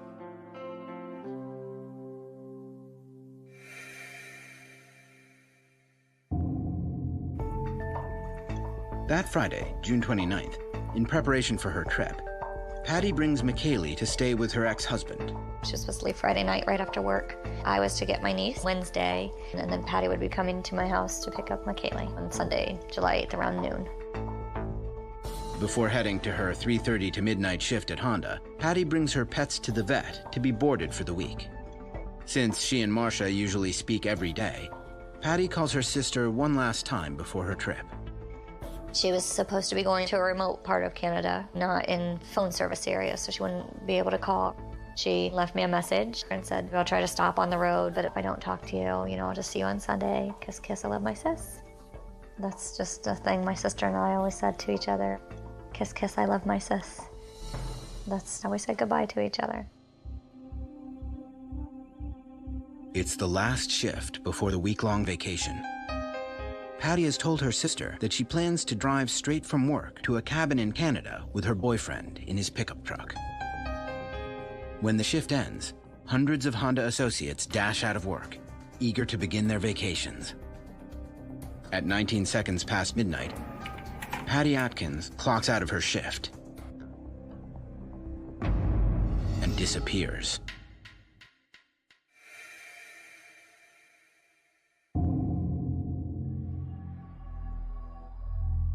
On Sunday, July 8th at noon, while McKaylee is playing, Marcia expects Patty to pick her up after the trip to Canada. But Patty doesn't arrive. Hi. Called her house and left a message on the answer machine. That was around 12:30. When she didn't pick up, I guess I was just thinking they were running late. Marcia is puzzled. It's not like Patty to be late without calling. Called again at 1, 1:30. Half-hour increments that turned into 15-minute increments that turned into 5-minute increments. I was calling my sister, just repeat dialing. More time passed. I kept calling her house. She still didn't answer. Marcia begins to worry. She calls the man Patty had said she was going away with. A woman answers the phone. It's not Patty. Coming up, did Patty ever make it to Canada? So what did you do to her? I can't believe you're saying you don't know her. Just after midnight on Friday, June 29th, 2001, Patty Atkins clocks out at the Honda factory in Marysville, Ohio, and vanishes. Patty had arranged to pick up her 7-year-old daughter, McKaylee, from her sister Marcia's house on Sunday, July 8th. When Patty doesn't arrive, Marcia calls her house. After a couple of hours, Marcia finally calls the man Patty said she was going away with. When a woman picks up the phone, Marcia isn't surprised. She knows it's the man's wife.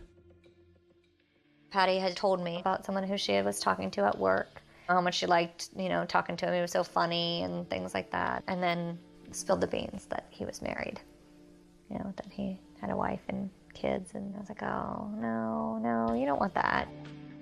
Marcia remembers Patty describing why she felt so strongly about continuing a relationship with this married man. Their relationship was more to her like this soulmate thing, being able to talk to him and tell him anything. All she ever talked about is they would just have these long talks and he'd make her laugh. I think she thought that they would actually be married. To me, she had plans of a future with him. From the information that he had given her, she didn't think she was breaking up a good thing. She thinks she just happened to come in on something that was bad. It was going to break up anyways. I don't think if they had a good marriage, Patty would have pursued it. Patty's sisters made it clear they didn't approve of her seeing a married man. I told her I thought she was being naive. People get played all the time. They always say they're going to leave their wives and they don't, and you're just the mistress. But she felt like she had this incredible connection with him. Marcia and Janine began to realize that talking their strong-willed little sister out of this romance was a losing battle. I recall myself saying, well, if he's having an affair with you, what makes you think he's not going to do the same thing to you? And, oh, he loves me and he wouldn't do that to me. She'd already made up her mind and I just let it go, decided not to be judgmental. She just basically brushed me off as you just don't know him. But she knew better that I should trust her judgment. Patty's vision of a future with her soulmate led her to give him more than just her heart, as her friends and family would soon learn. In July of 2000, 1 year before Patty disappears, she visited her sister Janine in Miami, Florida. Patty had just recently told Janine she was involved with this married coworker when she revealed more surprising news on their way to get him a gift at the Hard Rock Cafe. She wanted to get him a t-shirt from the Hard Rock. And then she started talking more about their future plans together, that he owned a business with his brother-in-law and he was going to sell his share and it wouldn't be in his name any longer. And that's when he was going to ask his wife for a divorce. And that way she would have no rights to his business. According to Janine, it was then that Patty shared how she was helping make a future with this man a reality. Patty told me that she had given him a lot of money. She had already given him maybe $20,000 so that he could pay off the business sooner, and that way they could be together sooner. Janine tried cautioning Patty, who had been building a nest egg for about 10 years. I questioned her about that, and she's like, oh yeah, but he'll give me the money back after the divorce. Patty was always pretty good with her money, and it sounded like she had a plan, so I didn't push any further. Patty's family knew well that she could be as generous as she was strong-willed. It was shocking the amount of money she was helping him out with, but it was totally characteristic of Patty to help somebody out. To Patty, relationships were more important than any materialistic things. Once she decided she loved him, I think she's willing to do anything for him. When Marcia learned about the loan, she was less diplomatic about her concern. What do you mean you're loaning him money? How much money? Are you crazy? You've worked all this time to save all this money, and you worked so hard for it. For every red flag Marcia tried raising, she only heard Patty respond with faith in her happily ever after. I said to her, how's he going to pay all of that back? And she just said he has to start gradually paying it back. Kind of how she had lent it to him, not in one big lump sum. She had said he had to start paying that money back in July.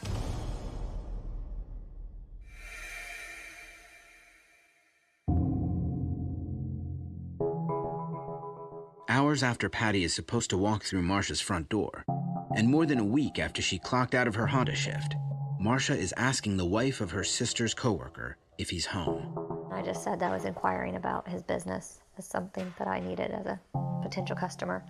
She said he'd be back later in the afternoon. I thought that that was a good thing, because that just meant they weren't back yet. Marcia calls around to Patty's friends, but no one has heard from her. By 5 o'clock, Marcia is desperate to find Patty. She tries calling the man again. This time, he picks up. But Marcia is stunned by what she says she hears. I said, "Where's my sister?" I said, "What do you mean?" I said, "Patty, my sister, you guys went away." And he got quiet and got a little bit, I don't know how to describe, just different, like,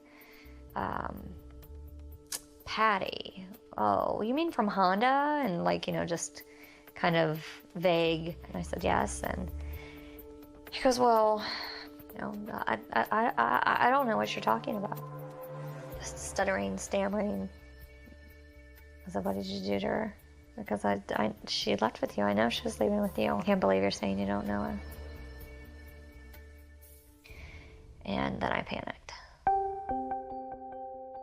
After hearing the man deny any relationship with Patty, Marcia is haunted by concerns she'd had all along about the trip to Canada. I recall saying that I just really didn't like not being able to hear from her for a whole week. It just didn't sit well with me. Something didn't seem right about it. Marcia calls her sister Janine, who is visiting their mom in Indiana. She was really worried. I could hear the concern in her voice. She's like, "Jeannie, Patty hasn't called." It was very unlike Patty. Patty always called to speak to McKaylee the moment she got back. Since their mother is within earshot, Janine has to break the news about Patty. I told my mom that Patty hadn't been seen, that we think she was missing. Told Mom what I knew, that she was supposed to go away with her boyfriend to Canada, and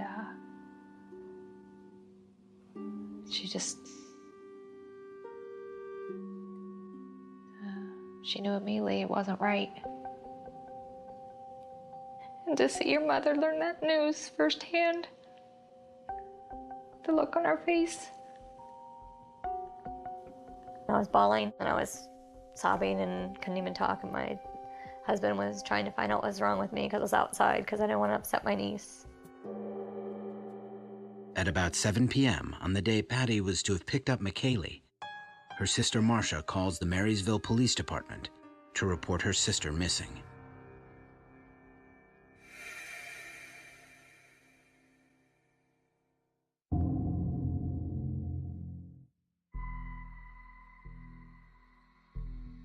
At 3 o'clock in the morning, sleepless with worry, Marcia calls the man again. I basically said to the wife that I was Patty's sister. She was supposed to go away with your husband. She's been loaning him money over the past 2 years. She maybe spoke to me for about 15 minutes and then gave the phone to him. He was like, what makes you think that I knew your sister so well? And I just gave him details, things she had said about the trip, gifts she had bought him. I knew that he had a motorcycle, I knew all about his business, knew about his wife, knew about his kids, all these things. He would just ask questions, probing questions. In hindsight, I think they wanted to see how much I knew. In the moment, Marcia can't fully take in what's happening. It's 3 o'clock in the morning. I'd cried for probably 10 hours straight, so I wasn't really thinking, why is he asking me this? Later the next day, I was thinking about it. I had a conversation for 45 minutes with this guy and his wife. Why did they stay on the phone with me? Because I sure wouldn't.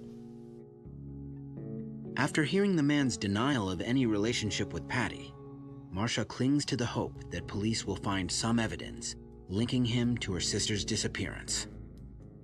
I don't think she would run away. Nothing would keep her from her daughter. There's no one who could convince me of that. Coming up, investigators close in on the crucial moment Patty may have disappeared. They thought that that was different because Patty was always the last one to leave. In July of 2001, Patty Atkins never arrives to pick up her young daughter, McKaylee. Patty is supposed to be returning from a week in Canada with a married coworker.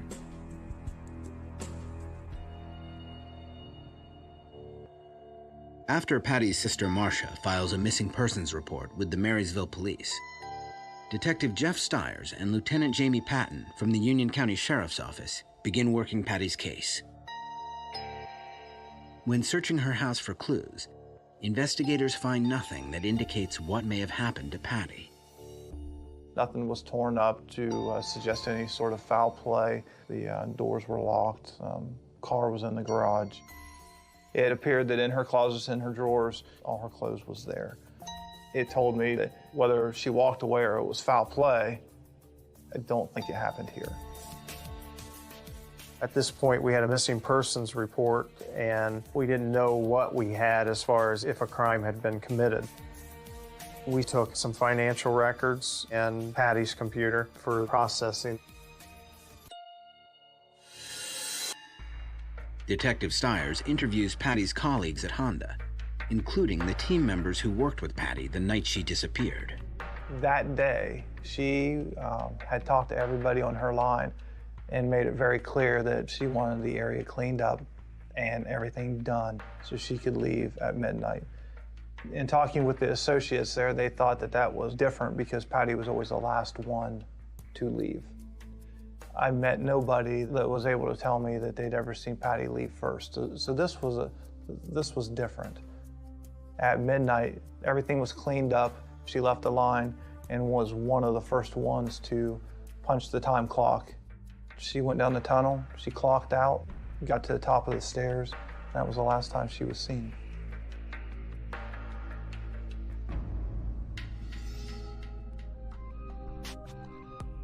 When Stiers questions associates, he learns Patty was sometimes seen talking with the married coworker. They didn't think much about it because in her role as a team leader, it wasn't uncommon for Patty to walk around and talk to people. There was no flirtation around this coworker reported when talking with the associates. But detectives get a different picture from a friend of Patty's at Honda. Since the friend doesn't want her name revealed, we'll call her Jane. Jane says Patty confided in her about her relationship with the married coworker. Patty didn't talk about her personal life a whole lot, except for her close friends. Her friend said that Patty had told her she was being very quiet about this because the guy was married. Not many people knew the details. Investigators learn that Patty only mentioned getting together with this man a handful of times outside of work. It appears to be an emotional relationship between the two of them, because if it was physical, there wasn't a lot of it going on. They met, I think, 2 or 3 times. If they met more, she didn't tell anybody about it. The relationship between the two of them is kind of a mystery. Patty's friend Jane recalls how happy Patty seemed whenever she'd visit the married man on the line, especially as the trip drew closer. It was the same excitement Marcia had seen in her sister. For Marcia, it was clear this trip held greater meaning for Patty than just a relaxing vacation. In Patty's eyes, it was sort of the beginning of them getting to actually be together. Up to that time, they really didn't spend lots of time together other than seeing each other at work and a handful of times maybe outside of work. She thought if he was willing to spend a week with her up in Canada, that he must really mean it. He's going to follow through with this. If he's willing to take me and not her and the kids, then he's telling her the truth. He was going to leave his wife. She believes him. So she was excited. As investigators interview Patty's closest friends and family, they learn that Patty's sisters, her best friend, and Jane were the only people whom Patty told about the trip to Canada. These few confidants tell detectives that the trip Patty described involved some surprising arrangements. Patty told her sister Marcia that she wasn't supposed to pack any clothes. Supposedly they were going to buy all their stuff there, and I was like, well, if it's so remote, where are you going to buy anything? You know, what about food? Where are you going to sleep? She couldn't even give me a location. Just it was a remote place in Canada. Jane recalls Patty's excitement about the trip as they drove to work that Friday. Patty rode to work with her, leaving her vehicle at home, which she typically did not do. She typically drove herself to work. and the plan was that she would leave after work with this male friend. Jane says that the alleged boyfriend would use a service truck from his business for the trip. Then, investigators get an important lead. When shift was over, she was going to clock out just a couple minutes earlier than usual so she could sneak into his truck in the back bed of the truck. The key to the plan involved something called a tonneau cover, a sturdy cloth that fits over the bed of a pickup truck. Jane tells authorities the same story as Janine, describing how Patty was to hide in the bed of the truck while her married coworker drove a carpool buddy home after work. Patty was to get underneath that tonneau cover so that her coworker's friend did not know that she was in the back of the truck.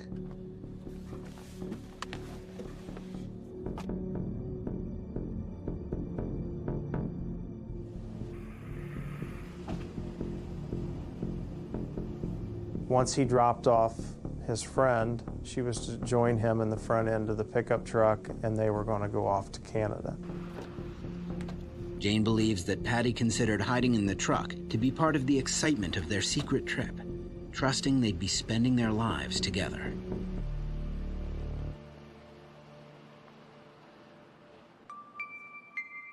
Patty's sister Janine remembers her reaction to the plan. That struck me as odd, but she seemed happy and I didn't want to squash it. I trusted Patty that she knew this man. You don't think the worst is going to happen. You don't think that's the last time that you're going to speak to your little sister. While the sheriff's team look into all possible leads, they now believe it's unlikely that Patty vanished on her own. We checked airlines, we checked passports, and we found no evidence of her just taking off. Out of all the people that we spoke to, no one mentioned her, wanting to leave. With Patty's loved ones telling detectives about her travel plans with the married man, as well as the loans and gifts she described giving him, investigators head out to interrogate him and search his property. All friends of Patty's gave us the same information, not knowing that they had given us the same information. And so that's what made them credible. Adding all those things up, the money, the relationship, it just makes the hair stand up on the back of your neck that there's something wrong here. A mother just doesn't leave her daughter and run off. Is it possible? Has there been cases of mothers running off and leaving their daughters? Sure, but with all the other factors that we're looking at, good job, promotion, she loved her daughter, it just didn't add up.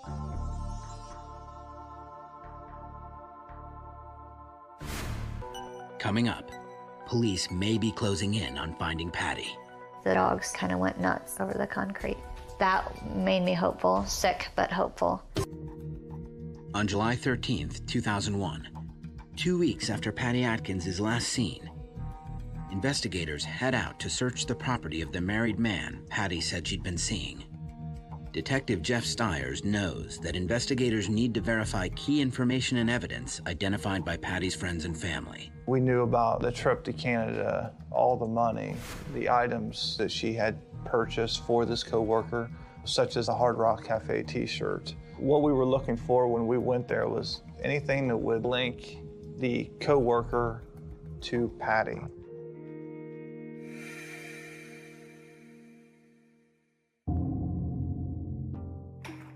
When authorities arrive at the man's home, he consents to a search of his property, as well as the business he co-owns in another town.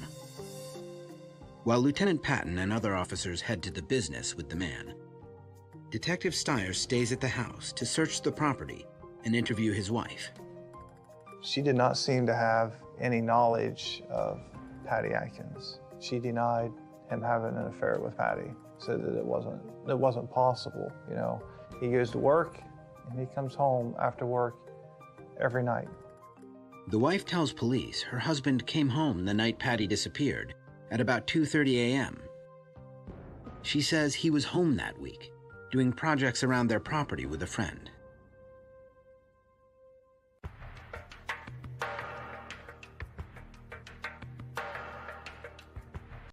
As police begin searching, the man's wife leads them to a potential clue.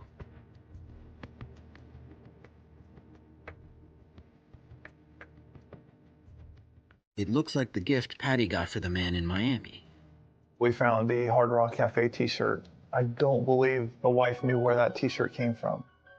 Investigators' suspicions are heightened. They expand the search. We brought in a canine, a cadaver dog, and we used that dog to search the property for Patty's body. Suddenly, the dog begins indicating near some freshly poured concrete by the house garage. Once that dog alerts, there's a possibility that a body had been laid here or is buried here. According to the man's wife, it was leftover concrete from a construction project during shutdown week. Police send for a backhoe to begin digging up the spot. That made me hopeful, sick but hopeful. As much as it sickened me to think of her under there, I wanted her to be found because then it would move the process forward a step. Because you just feel like you're in this constant standstill. Meanwhile, investigators at the man's business have been questioning him about Patty. Outside of knowing her at work, he denied any relationship whatsoever with her. He denied having any plans whatsoever to leave out of town with her. He denied accepting any money from her, and he indicated he was happily married and he had no plans of getting a divorce. According to the man, the Friday that Patty was last seen, he left Honda around midnight with his friend, picked up some fast food, dropped his friend off, and went home. The friend later corroborates his story. Just as his wife tells Detective Stiers, the man says he was nowhere near Canada during shutdown week. He worked mostly around the house all that week until that Thursday. He went fishing with a couple buddies, but he didn't go out of town any great distance. He also denies knowing any remote cabin in Canada, leaving investigators unable to pinpoint an area where they might search for Patty. Finally, detectives ask the man about receiving any gifts from Patty. He denied anything, but then later indicated he may have received a birthday card from her. The man tells detectives that he ripped up the birthday card, thinking his wife might become jealous. Given that the man tells police he really didn't know Patty, Lieutenant Patton is intrigued by this detail. I just don't all of a sudden get a birthday card from, somebody at work unless, we're really good friends. Maybe the unit goes together and, gives a birthday card, but individual birthday card in a plant of around 4,000 employees, I would think that would be a little odd if there wasn't more to it. Investigators spot the business's pickup truck, which Patty had said would be used for the trip to Canada. When we went to the business and we seen the truck, it had the equipment for a tonneau cover, but it was not on the vehicle, so we knew that we had to search for it. The man directs authorities to a storage loft, where they find the rolled-up cover. When questioned about it, the man says he ordered the cover a few days before the shutdown holiday began, then picked it up June 29th, the Friday that Patty was last seen. June 29th, he picked it up early that morning and installed it on his truck. Approximately a week later, the tonneau cover was taken off and then stored and never put back on the truck after July 6th. The man tells investigators he'd ordered the tonneau cover to protect his fishing gear, but investigators are curious about the short time span of the cover's use. It didn't make sense for him to install it and not leave it on. They're not cheap, they're a couple $100. The manager at the business tells investigators he specifically noticed the arrival of the cover. It had seemed like a strange choice to him. His service manager indicated that he was surprised that he had purchased this tonneau cover because of what they use that truck for. They run parts, they run radiators, and they haul stuff on it, so it really didn't make sense putting that tonneau cover on that truck. Authorities take the cover in for forensics testing. They would look for any trace evidence on the tonneau cover, any foreign type material that's not supposed to be there. hair fibers, bodily fluid, saliva are some examples. Back at the man's house, police have dug a hole in the concrete slab where the cadaver dog detected the possible presence of human remains. We got the call and they didn't find anything. There was no sign of her. That was disappointing. It's like back to square one. No answers, more frustration. The search effort expands as law enforcement sends teams across several counties to find Patty. We conducted organized searches with Honda, Marysville Police Department, the Sheriff's Office. We also had volunteers on foot searching. It was a large area. Patty's family, desperate to find any sign of her, also assembled search parties. We went up and down railroad tracks and tree lines, creeks and trails, little country roads, cornfields, went through lots of fields, just random places. Hot days, lots of bug bites. It's like looking for a needle in a haystack, literally.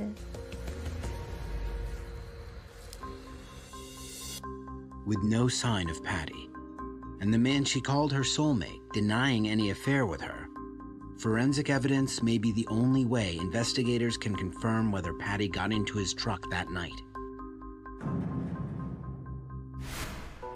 Coming up, investigators find evidence that might finally connect Patty with her married coworker. It puts, in our mind, Patty in that truck, under that tonneau cover. Patty Atkins' family and loved ones believe the man she said she was having an affair with may be responsible for her disappearance. Investigators searching his business locate the truck covering under which Patty was supposed to have hidden for a secret trip to Canada. Now, as detectives wait for forensic lab results, they review Patty's financial records for some sign of the thousands of dollars in loans her friends and family say she'd been making to him. Investigators find significant withdrawals from her accounts. $30,000 taken out of her 401k, $25,000 on a second mortgage, cash advances out on her credit cards. She cashed in stock. From around 2000 until 2001, roughly about a year and a half, $90,000 is exactly what we could show she took out. Yet while authorities can document the money Patty liquidated, when they examine the man's accounts, there's no evidence he received this money from her. We can show she pulled the money out, but we can't track it from that point on. I had one time said to her, do you have any kind of proof of it? Or are you keeping like a promissory note? She had said, no, we can't actually sign something because if she finds out, then she'll know, and then he's gonna call it off, so there can't be any paper trail. With still no solid evidence linking Patty to the married coworker, detectives wait for forensic results from the tonneau cover. In the meantime, search teams continue canvassing the area for any leads on the 29-year-old single mom's whereabouts.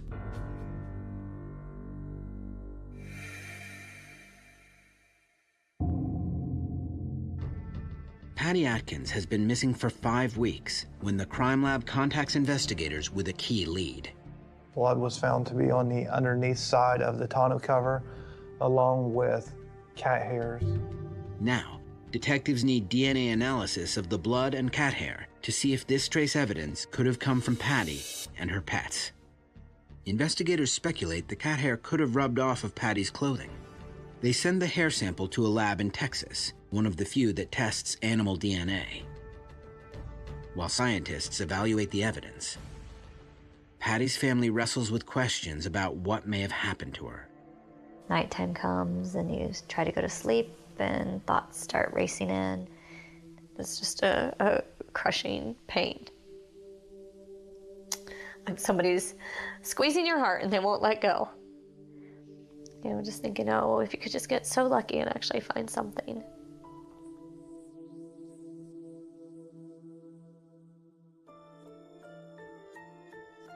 Finally, investigators get a break in the case.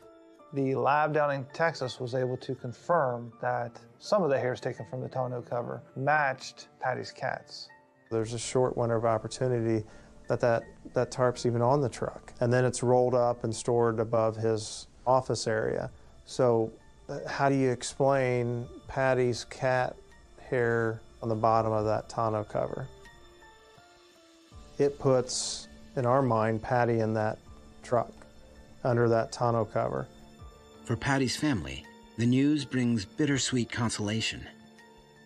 My first reaction was that we had some hard evidence, you know, besides just the hearsay that she had plans with him, that she had a relationship with him.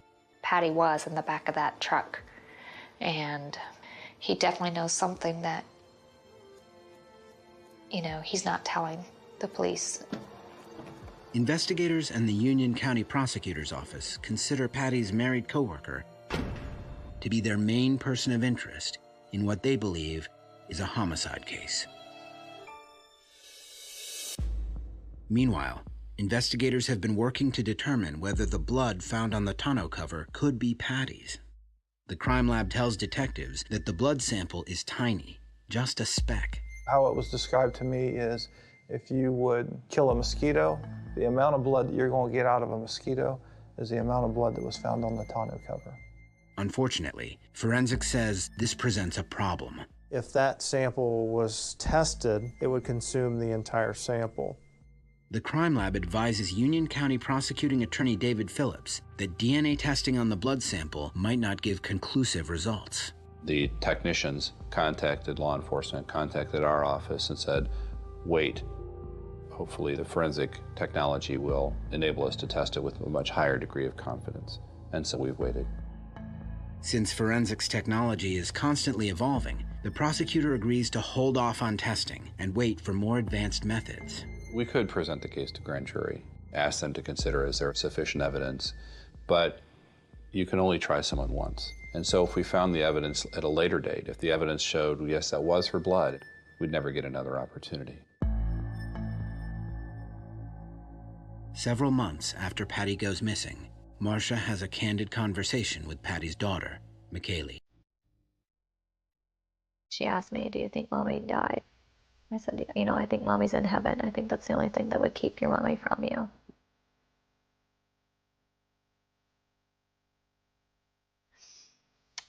It's sad. It's sad to think she's lost her mom.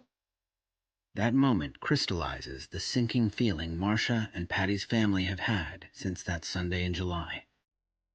From the moment he told me he didn't know her, I never had any hope that my sister was going to be found alive. The fact that she didn't come get her daughter, to me, was the sign that she was dead. There's nothing that would have kept her from her daughter. I feel like there's something that you should have done to protect your baby sister. She was always there for other people, and we felt like we should have been there for her. While Patty's family hope for a resolution to her case, cherished memories may be their only comfort. My sister used to call me at midnight to be the first one to wish me happy birthday. So it would be like 12:01 and my phone would ring. Sometimes I think I wait for my phone to ring. I want to hear her say, "Kiss, kiss, I love my sis," again. Anyone who has a sister they're close to, it's more than losing your sister. It's like losing a best friend.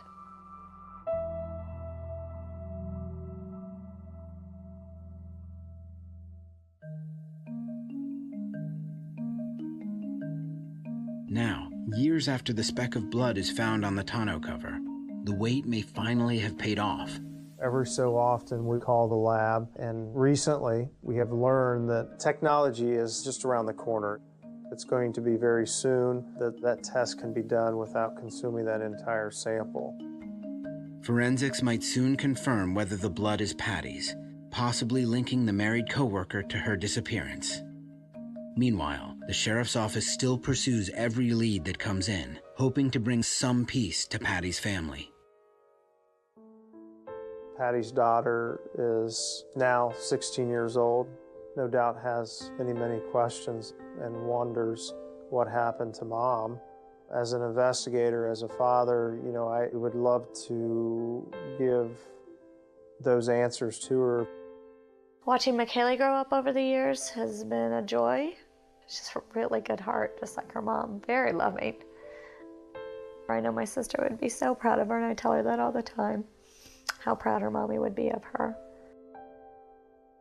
Ultimately, her loved ones know that Patty will live on by inspiring those she left behind.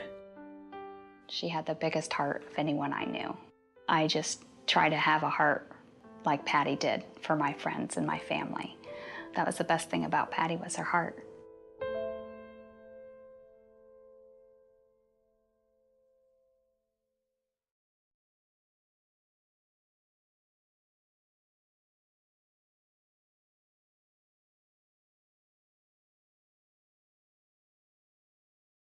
She had the biggest heart of anyone I knew.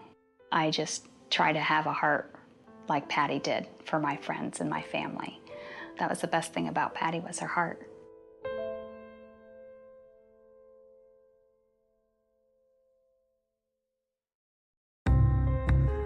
Molly Bish disappeared on Tuesday, June 27, 2000. When a person disappears without a trace, often the most critical information is hidden in their actions and words from the days before they vanished. Molly Bish's last known whereabouts may hold the clues to what happened to her.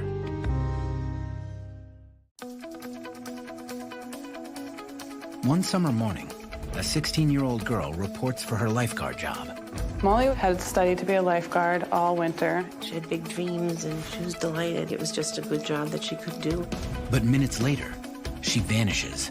We would have never sent Molly there if we thought she would be in any kind of danger. Was Molly abducted?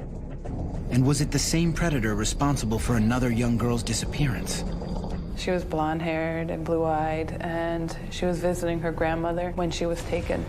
Will Molly's loved ones ever get answers? A family's torment. We're like trapped in this perpetual nightmare. I call it between hell and hope. It's late June 2000, and 16-year-old Molly Bish is excited about her new summer job. She is taking over her older brother's position as the lifeguard on duty at Cummins Pond in her hometown of Warren, Massachusetts. My son, John, he had been a lifeguard for 3 years in our local pond, so they were willing to have Molly come on, and John was training her. I trained her how to use the radio and how to set the pond up in the beginning of the year and stuff like that. Located 70 miles outside of Boston, Warren is a small town where doors are left unlocked and neighbors keep an eye out for one another's children. It's a very lovely town. My husband grew up here, and we thought it would be a really nice place to raise children. The Bish family is a very respected family in the town of Warren. They're really the all-American family living in a bucolic community in central Massachusetts. John was a probation officer. Maggie was an elementary school teacher. The Bishes are an unusually tight-knit family. I think we're very fortunate just that my parents are still together, and we have a close bond with my sisters. We were just very close. We only had each other growing up, so we just played together. We made forts together. I go to Molly's soccer games. She would come to mine. It's just, we always were together. Molly is the youngest child and an accomplished athlete. She plays soccer, basketball, and softball at the local high school, where she is also an honor roll student. She's already talking about going to college, you know, and wanted to work with children. Molly is outgoing and a popular kid. Recently, she'd started dating a boy named Steve Lucas, and at the end of the school year, they attended the prom together. School has been out for a couple of weeks, and what is supposed to be a carefree season for Molly and her friends begins with a troubling event. One of Molly's soccer teammates is hit by a car while riding her bike to work and is in critical condition. Word of the accident spreads throughout the town.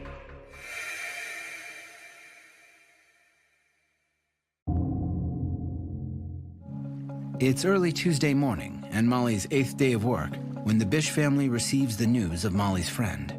We were just so frightened when we heard this news, so I went to Mom. I got in her bed, and I told her that her friend was hit by a car.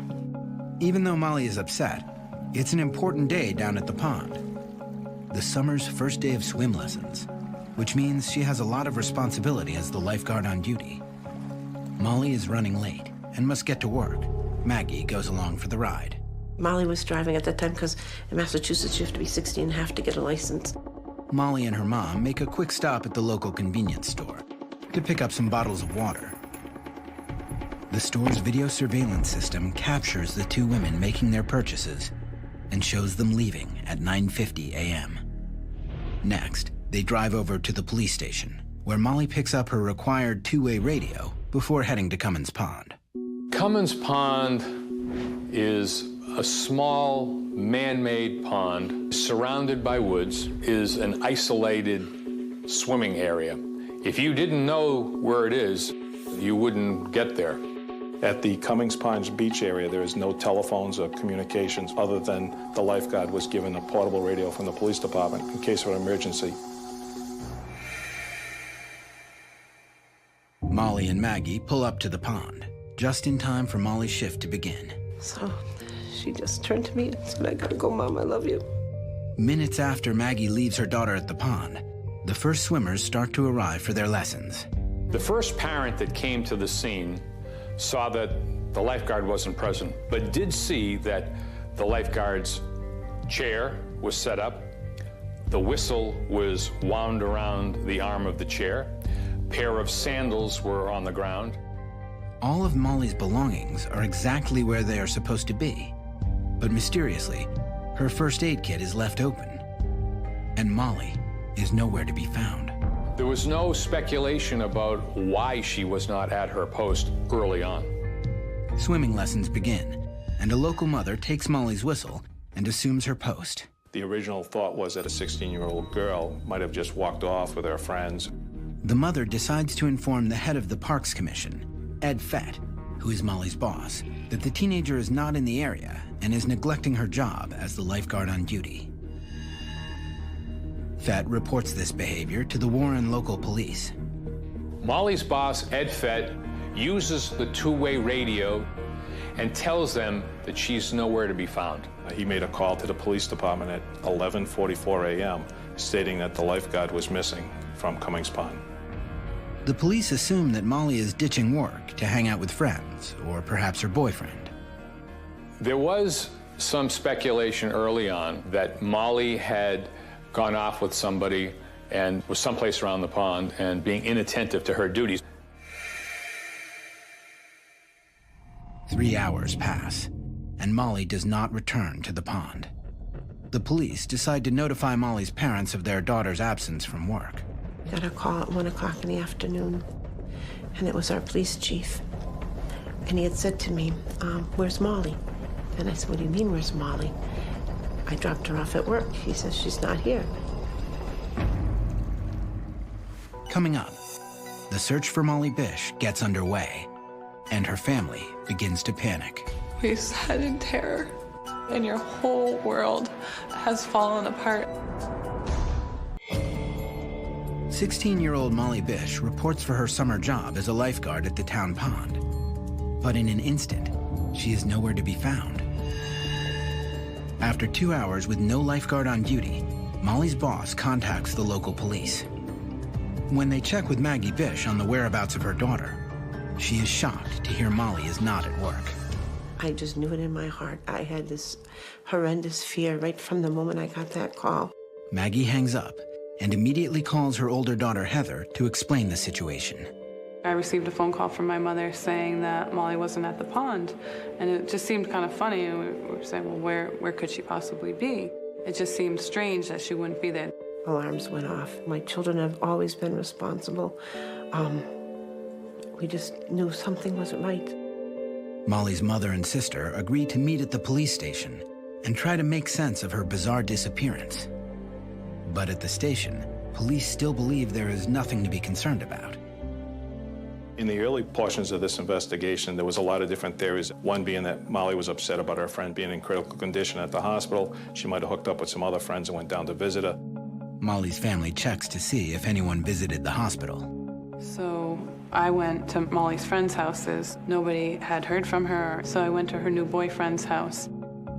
When Heather arrives at Steve Lucas's house, he is just waking up for the day.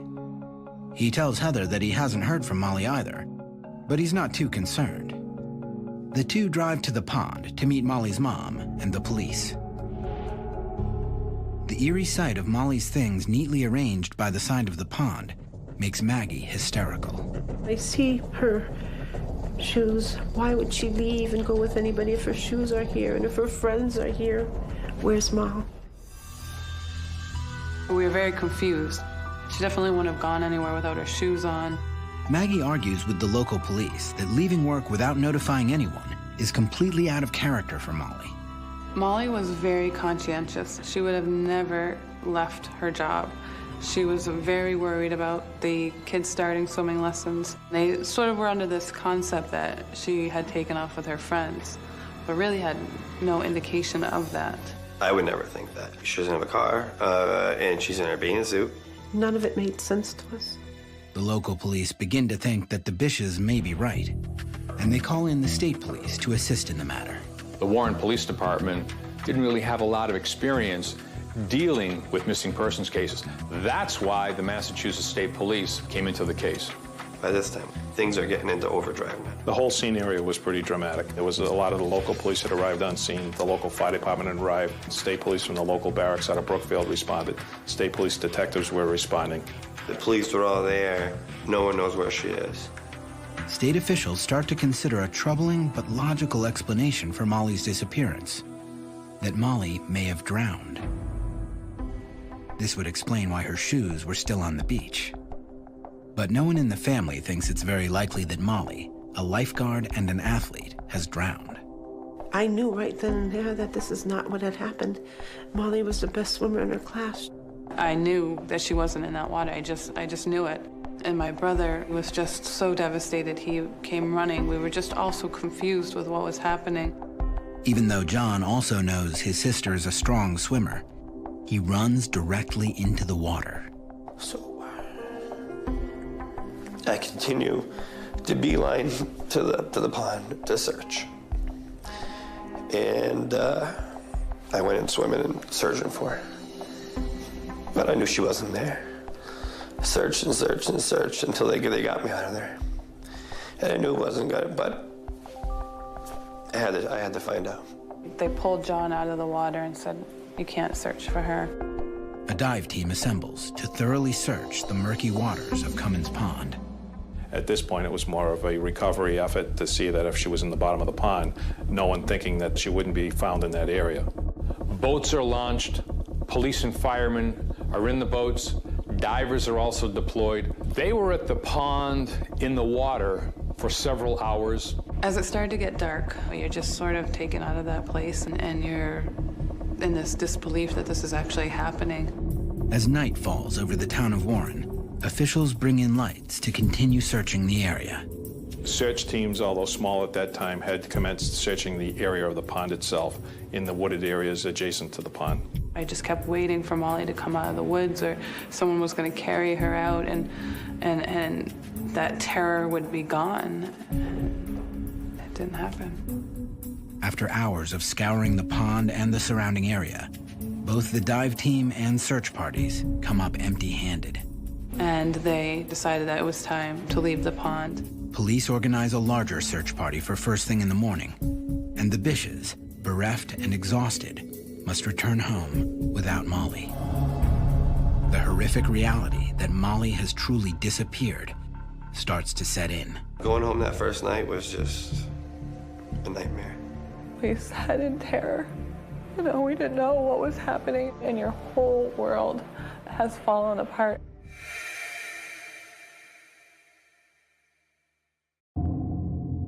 Early the next morning, the search for Molly continues throughout the area. The search began to grow almost immediately. Law enforcement deployed a lot of resources. And we're talking about the daughter of a probation officer. We deployed all resources, including our mounted units came to the area. We had our State Police Air Wing, which is our helicopters, brought into the area, using both infrared and camera imaging to look at in the forested areas off the center of town. The close community of Warren pitches in as well. Local proprietors quickly print and display missing person posters in their storefronts, and townspeople initiate their own search parties. We grew up in that concept that it takes a village to raise a child, and we were trying to find this child. And so everybody kind of went out and started looking in places that they thought might be remote areas or dangerous areas. You can't just sit around you feel helplessness. So my friends and I got together, drove around. I mean, we're in a huge area of wilderness out here. I mean, trails on top of trails on top of trails. The main trail from the beach where Molly disappears comes to a fork. One trail goes further into the forest.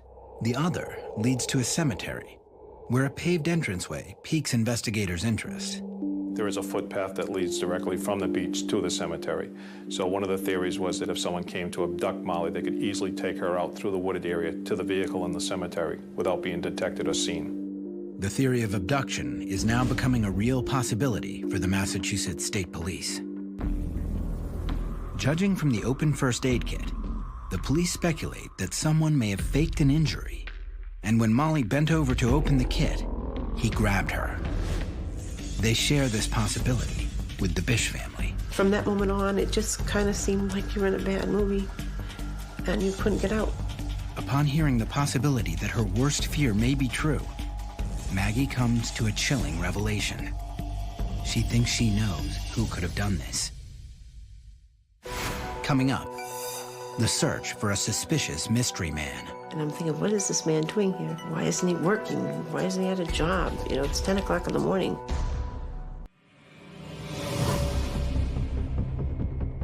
16-year-old Molly Bish is missing from her lifeguard job in Warren, Massachusetts. The authorities now believe Molly could have been abducted by a predator. Molly's mom, Maggie Bish, remembers seeing a suspicious man at the pond the day before Molly disappeared.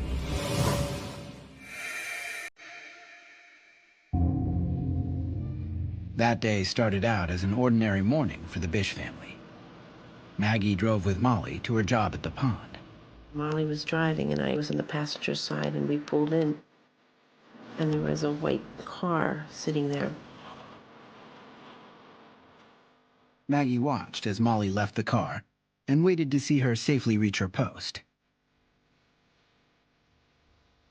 But she noticed there was someone else watching Molly as well. A suspicious man parked in the white vehicle next to her. I looked at the gentleman in the car, and just one of those feelings you get sometimes. This individual appeared to be glaring at her, and she was very uncomfortable. And I'm thinking, what is this man doing here? You know, why isn't he working? Why isn't he at a job? You know, it's 10 o'clock in the morning. So I just said, I'm gonna check on Ma, stay. Maggie headed over to Molly and stayed with her daughter while she organized her station. So I'm saying, what a pretty place it is. But I just said to her, I didn't realize there were so many men around, and I was a little concerned. But she says, oh, it's just fishermen, Mom. You know, no big deal. After chatting for a few minutes, Maggie headed back to her car. And that same person is still there, and all he's doing is smoking a cigarette. And he's staring at me. And I just got this very nervous feeling. So I said, I can't leave Molly here. Maggie fussed around in her car, hoping to appear busy to the stranger while waiting for him to leave. And finally, he started his car and pulled away. And for a second I sat and I thought, oh, I'm just being silly. I'm overly worrying.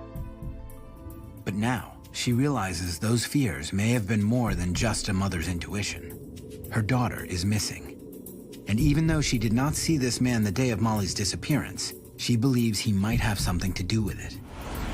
Maggie informs police about the mysterious man from the previous day. Maggie described this individual as approximately 50 years old with salt and pepper hair. He also had dark eyes, he had a mustache, and he was smoking a cigarette. She works with a sketch artist and comes up with an image of the suspect. When I saw the composite, it was scary, you know, just the eyes. I didn't recognize the gentleman as being there before at the pond. A roadblock was set up, and one of the questions was, did you see any people in a white vehicle? Witnesses around Warren confirmed that they too saw a suspicious man in a white vehicle. There was reports from cemetery workers of a white car being seen on previous days up in the cemetery area. But no one has any more detailed information. Police circulate the sketch of Maggie Bish's suspicious man. It received so much publicity that people from all over the country are calling in with tips about the man's identity. It was a lead that the police began following aggressively. Unfortunately, the composite fit a lot of people. This developed into thousands of leads.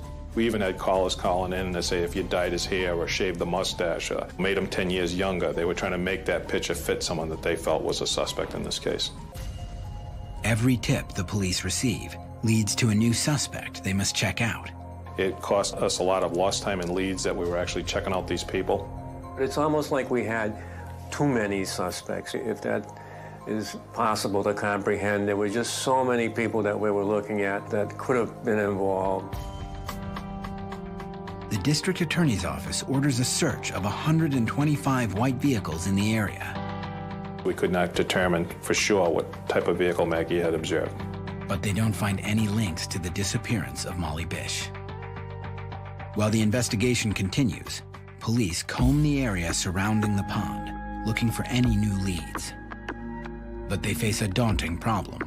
The crime scene is contaminated. Inadvertently, all of the first responders contaminated whatever footwear impressions were around the immediate area of where her beach chair had been set up. It was hard to determine that this was actually a crime scene at that point. Anybody responding was there to help and try to find Molly at that point. The path that went up to the cemetery area was used and accessible by hundreds of people that had responded to the pond on that date. The beach area is also covered with cigarette butts and fingerprints. The lifeguard's chair was moved a little bit. The portable radio was handled by Ed Fett. There was fingerprints that were in the first aid kit that belonged to people that were first responders to that scene. This leaves police with no concrete evidence. And since there are no eyewitnesses, police can't rule out any possibility, including the heartbreaking notion that Molly simply took off voluntarily. One of the theories that existed throughout was the fact that Molly could have simply ran away. Molly was reported sighted throughout the United States. People would call in and say they spotted Molly at a shopping mall in the Midwest. I think at first the runaway is very easy for teenagers because it's just the easiest. She'll come back, and some of them told us that, and they believed it. She'll come back. But the Bish family finds it unfathomable that Molly would leave them without word. In my heart, I never went in that way because I just didn't believe it. They firmly believe that Molly was taken against her will, possibly by the man in the white car. But if Molly has fallen victim to foul play, police also think there is a possibility that she could have known her attacker. We looked at a lot of people that knew Molly. We looked at people in the area. Ed Fett, Molly's boss, was one of the first to arrive at the pond the day Molly went missing. His fingerprints are all over Molly's belongings. To be honest, I didn't know him. He had brought a book up for Molly to look at swimsuits and some supplies. Fett explains that he rummaged through the first aid kit and used her police radio to alert authorities. Police recognize that there may be no meaning behind the fingerprints, but take a closer look at Fett. The morning of Molly's disappearance, Ed Fett made a trip to the local hardware store. There, he runs into John Bish, Molly's older brother. He knows me. He knows I was a lifeguard for prior 3 years. He knows my sister was a lifeguard. Fett does not mention that Molly was missing from work that day. So he didn't even notify me because I don't think he thought it was a big deal. You know, everybody thinks this is nothing. The police consider this run-in a solid alibi for Ed Fett's whereabouts that morning, so they move on to other potential people of interest. They turn their attention to Molly's boyfriend, Steve Lucas, who is found to have a mysterious cut on his face the day of the disappearance. Coming up, a strange connection is made between Molly's disappearance and another local case. Given the close proximity to these two cases, there's a possibility that they were linked. 16-year-old Molly Bish vanished from her lifeguard chair just minutes after her mother Maggie dropped her off at work. Maggie had seen a suspicious man in a white vehicle watching her daughter the previous day and believes he has something to do with her disappearance. But while the police are exploring that theory, they also take a look at people closest to Molly, including her boyfriend, Steve Lucas. Steve Lucas was examined because this is what typically happens. Law enforcement looks at men in the lives of women who go missing. He was a very new boyfriend. She had only been with him for 3 months. Recently, Molly attended the prom with Steve. And while some believe the couple seemed happy, others felt they were mismatched. He was quieter. He was actually much quieter, where Molly would be the silly one. Molly and Steve kind of had two separate tracks in life, where Molly was very outgoing and played sports in soccer and stuff in town, and Steve was more of a homebody. This young man, he probably wouldn't have been the one that I would have picked, but Molly liked him for some reason. He was never unkind or disrespectful when he came here, so I had no real reason not to like him. The police start honing in on Steve Lucas as a suspect. There were things that bothered me in the early onset of this investigation with Steve, for the simple reason that he was not cooperative with law enforcement. When the police do talk to Lucas on the day Molly disappears, they notice that he has a cut on his face. He had a cut lip and he had an eyebrow ring that was missing. Steve explained that when he got up out of bed, he had hidden his bedroom door, cutting his lip. Several of his friends had described it as other causes for the incident. One individual we interviewed said that Steve immediately told him that he had a cold sore on his lip. Steve's inconsistent explanations for his injury raise questions, and his behavior during the initial search for Molly also strikes investigators as odd. A lot of Molly's friends and friends of Steve Lucas that were there at the beach area when it was being searched participated in the search. They went into the woods. Steve was not participating in any of the ongoing searches in the area for Molly. But the Bish family doesn't believe Steve had anything to do with Molly's disappearance. He was there the day, several hours after. If a 17-year-old boy places a body in 2 hours and come back and go around the family, then, you know, and he's obviously a great sociopath. Molly's loved ones feel certain that if Molly's been abducted, it was not the act of a teenage boy, but rather a well-thought-out plan by a calculating predator. We are looking for a suspect who knew the pond, who knew the fishing area. Molly had only been at her position as a lifeguard for 8 days, so they had to know her schedule. I think in some ways Molly maybe gave us a hint. It was a fisherman, Mom.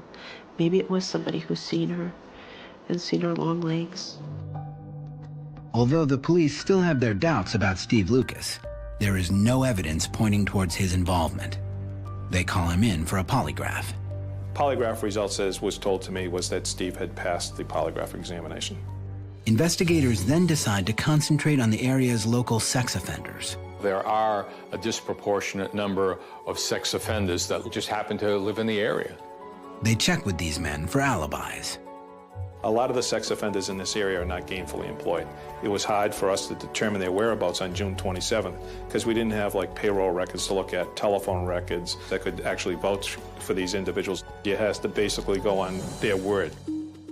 So the state police call several of them into the station to take polygraphs. Some of them show signs of deception. Signs of deception do not show that that person was responsible for the disappearance of Molly Bish. It would just cause for more examination into that individual's history, background, and whereabouts. All it did was add to our list of people in the database. With each passing day, the police database of suspicious characters is growing, but all to no avail. The Bishes are fighting to stay hopeful. Despite so many potential leads, the Molly Bish case becomes one of the most challenging missing person cases the local and state police have faced. It seems that 16-year-old Molly has vanished without a trace or become the victim of the perfect crime. The state police basically spent 24/7 on site. We would go home, we would change, we would refresh, we'd put a fresh set of clothes on, shower and shave, and go right back to the town of Warren to continue the investigation. The Warren Police Station becomes headquarters for the investigation. State police officers are practically living there. And as the months pass, the Bish family tries to go back to some semblance of a normal life. To start your normal life again, which will never be normal again, it was hard. We're like trapped in this perpetual nightmare, and it's almost unreal. It's like your brain takes you to a different place so you can just survive. We just kept trying to live through all those simple things. The first Christmas, her birthday came. How do you have a birthday when she's not there? And I mean, there were days I had to just pray and try to keep the demons out of my head because they would try to haunt me. I call it between hell and hope. Eventually, the state police must leave the headquarters at Warren and return home to continue the investigation. So they moved back to Worcester, and then we said, now what do we do? I mean, the calls got a little bit less. Although the investigation continues, the Bish family must live without any answers for years. Over the course of years, there was many different things that we looked at as being investigators, one of which was John Bish being a probation officer. We looked at some of the people that he came in contact with. Detectives run through Molly's father's old cases to see if there's anyone who might be seeking revenge. Most of the people that we spoke to that he did have on probation or had had on probation had only the best words to say about John. He's very caring, very generous, and very mild-mannered in his approach to individuals.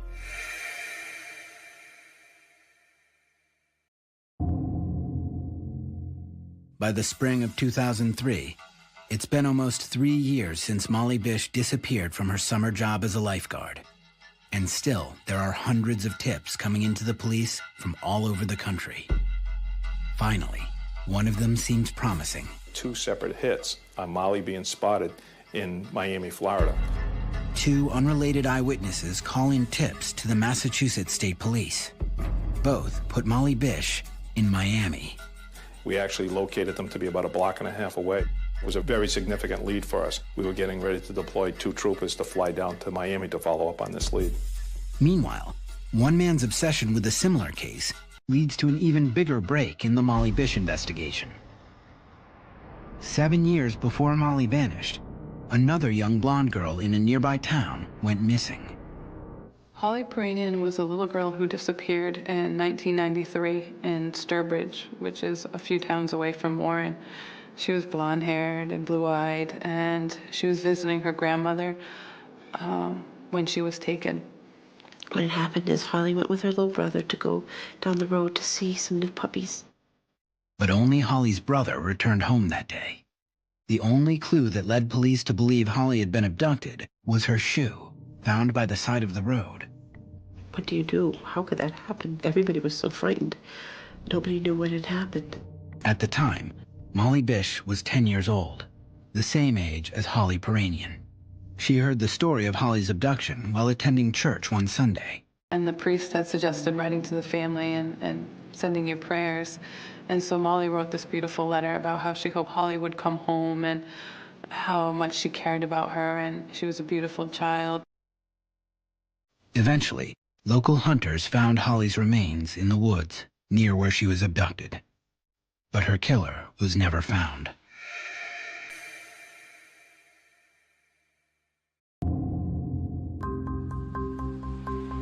In May of 2003, 7 years after Holly's murder, a retired cop who worked the case comes to Warren. He believes there could be a connection between Holly Peranian and Molly Bish. We have thought that Holly Peranian and Molly's case were connected because of being blonde and blue-eyed, because of the remoteness of where they were taken. Given the close proximity to these 2 cases, there's a possibility that they were linked. It just seems kind of weird these, abductions would happen so close. Because Holly's remains were located by hunters, the ex-cop also questions them. He said that he was interviewing individuals that frequented the woods in that area. One local hunter tells him he does remember seeing something suspicious months earlier, but at the time, he thought nothing of it. And he said, you have to bring me there, I have to see this. This could be, this could be Molly. They go up to look and discover that this is for real. What they find is a piece of cloth, which appears to be part of a blue bathing suit. It's the same color suit Molly Bish was wearing 3 years ago on the day she disappeared. Coming up, while the Bish family waits anxiously for answers, We just need that one break, that one tip. The investigation moves forward with a new suspect. His family had a white car when Molly disappeared. He lived down the road from Holly Peranian. He fished at Cummins Pond. 3 years after Molly Bish disappears in Massachusetts, state police are about to deploy detectives to Miami, Florida. They have 2 eyewitnesses claiming to have seen Molly Bish, but they abruptly cancel the trip when a piece of blue bathing suit is discovered in the woods no more than 5 miles from where Molly went missing. It's the same color bathing suit Molly was wearing on that day. Police informed the Bish family of the disturbing discovery. When they found the bathing suit, you're hoping it wasn't, but you're hoping it was at the same time. Because you want her to be found, and you want her to just get some closure. On the other aspect, you don't want it to, because you want that hope to be alive that maybe she is in Florida or California or wherever, Thailand, you know. Police uncover the bathing suit in the town of Palmer, just outside of Warren. It's found in a heavily wooded area, known only to local hunters, possibly why the evidence has been missed all these years. The only way to determine if the bathing suit actually belongs to Molly is to run DNA tests. The bathing suit was sent to the State Police Lab in Massachusetts for testing, both with DNA and physical examination of it. It was also sent to the FBI laboratory in Quantico, Virginia.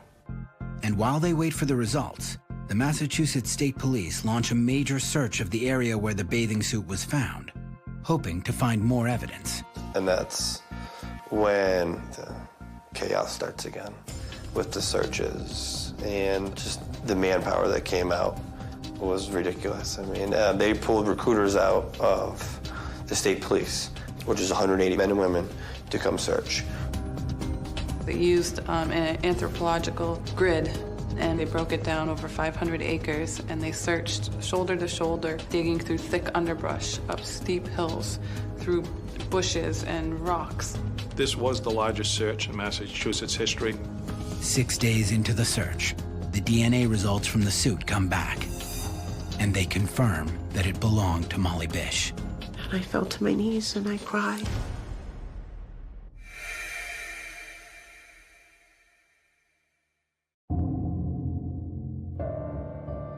Another harrowing piece of evidence is uncovered 3 weeks later. Police find a human bone belonging to a person between the ages of 14 and 20 years old. And over the course of a week, they recover 26 more bones. Have they finally found Molly? It was agonizing.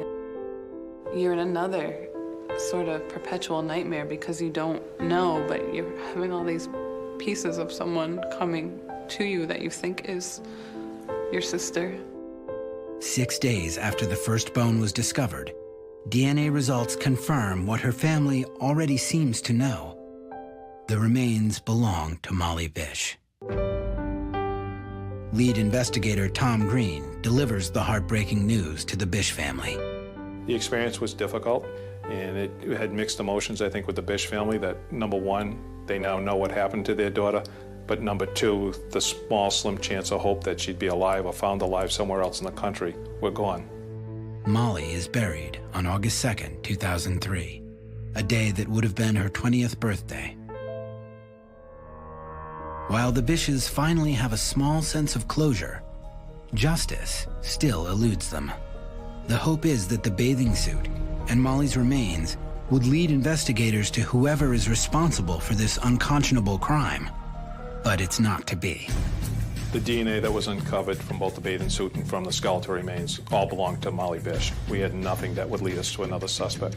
Like Holly Peranian's case 10 years before, investigators find themselves at a loss, with no other leads to pursue.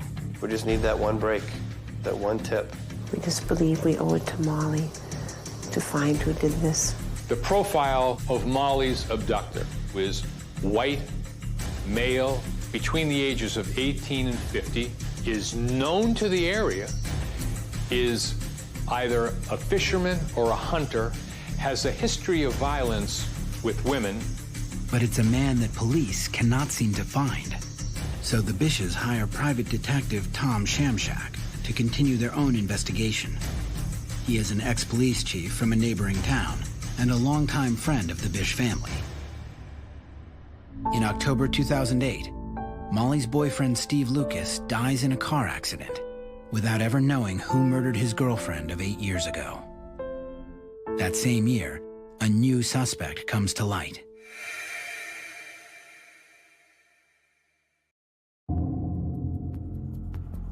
A man in Florida named Rodney Stanger is arrested for the vicious murder of his girlfriend. I was immediately struck with the remarkable resemblance between Rodney Stanger's photograph and the composite that had been generated from Maggie Bish. And a person calls into the Massachusetts District Attorney's Office with information that this Florida man is connected to the disappearance of Molly Bish. The tip refers to a conversation with Rodney's girlfriend before she was murdered. This individual told me that a person had conversation with the victim prior to her death and had made some incriminating statements about Rodney Stanger involving the Molly Bish case. His girlfriend talked about Molly before she was murdered. Stanger lived in the area near Warren for 20 years and was a local hunter and a fisherman. Rodney, a year after Molly disappeared, moved to Florida. Private investigator Tom Shamshak interviews Stanger's 2 ex-wives and his girlfriend's sister and learns that Stanger is a man with a very violent history. He also interviews Stanger's brother Randy. He too left the Massachusetts area around the same time as his brother. Randy used to drive a white car. His family had a white car when Molly disappeared. He lived down the road from Holly Peranian. He hunted where Molly was found. He fished at Cummins Pond. Meanwhile, the Massachusetts District Attorney's Office questions Rodney Stanger in a Florida prison. So does private investigator Tom Shamshak. Stanger denies having anything to do with the Molly Bish case to both of them, but pleads guilty to his girlfriend's murder in Florida. Stanger is currently serving a 25-year sentence. He is not currently being charged in the case of Molly Bish or Holly Peranian, but police say the Bish investigation is still open. It never gets any easier. I had the opportunity to say goodbye to my sister, but it is still an unsolved crime, and so you still live with an amount of fear in your heart. While the Bishes await justice for the death of their daughter, they find a way to honor her life. Maggie and her husband start the Molly Bish Foundation, an organization dedicated to improving safety awareness and prevention for all children. Our primary objective is to distribute child identification booklets because when Molly went missing, we did not have the type of photograph that the police needed at that time. They needed a clear head and shoulder photograph. 1 in 6 children are recovered from just a picture. The foundation also helped pass a law bringing the Amber Alert to Massachusetts, a child abduction bulletin which did not exist when Molly disappeared. The Bishes recently held Molly's 10th anniversary vigil at Cummins Pond. For them, it's a way to make sure the memory of their daughter lives on.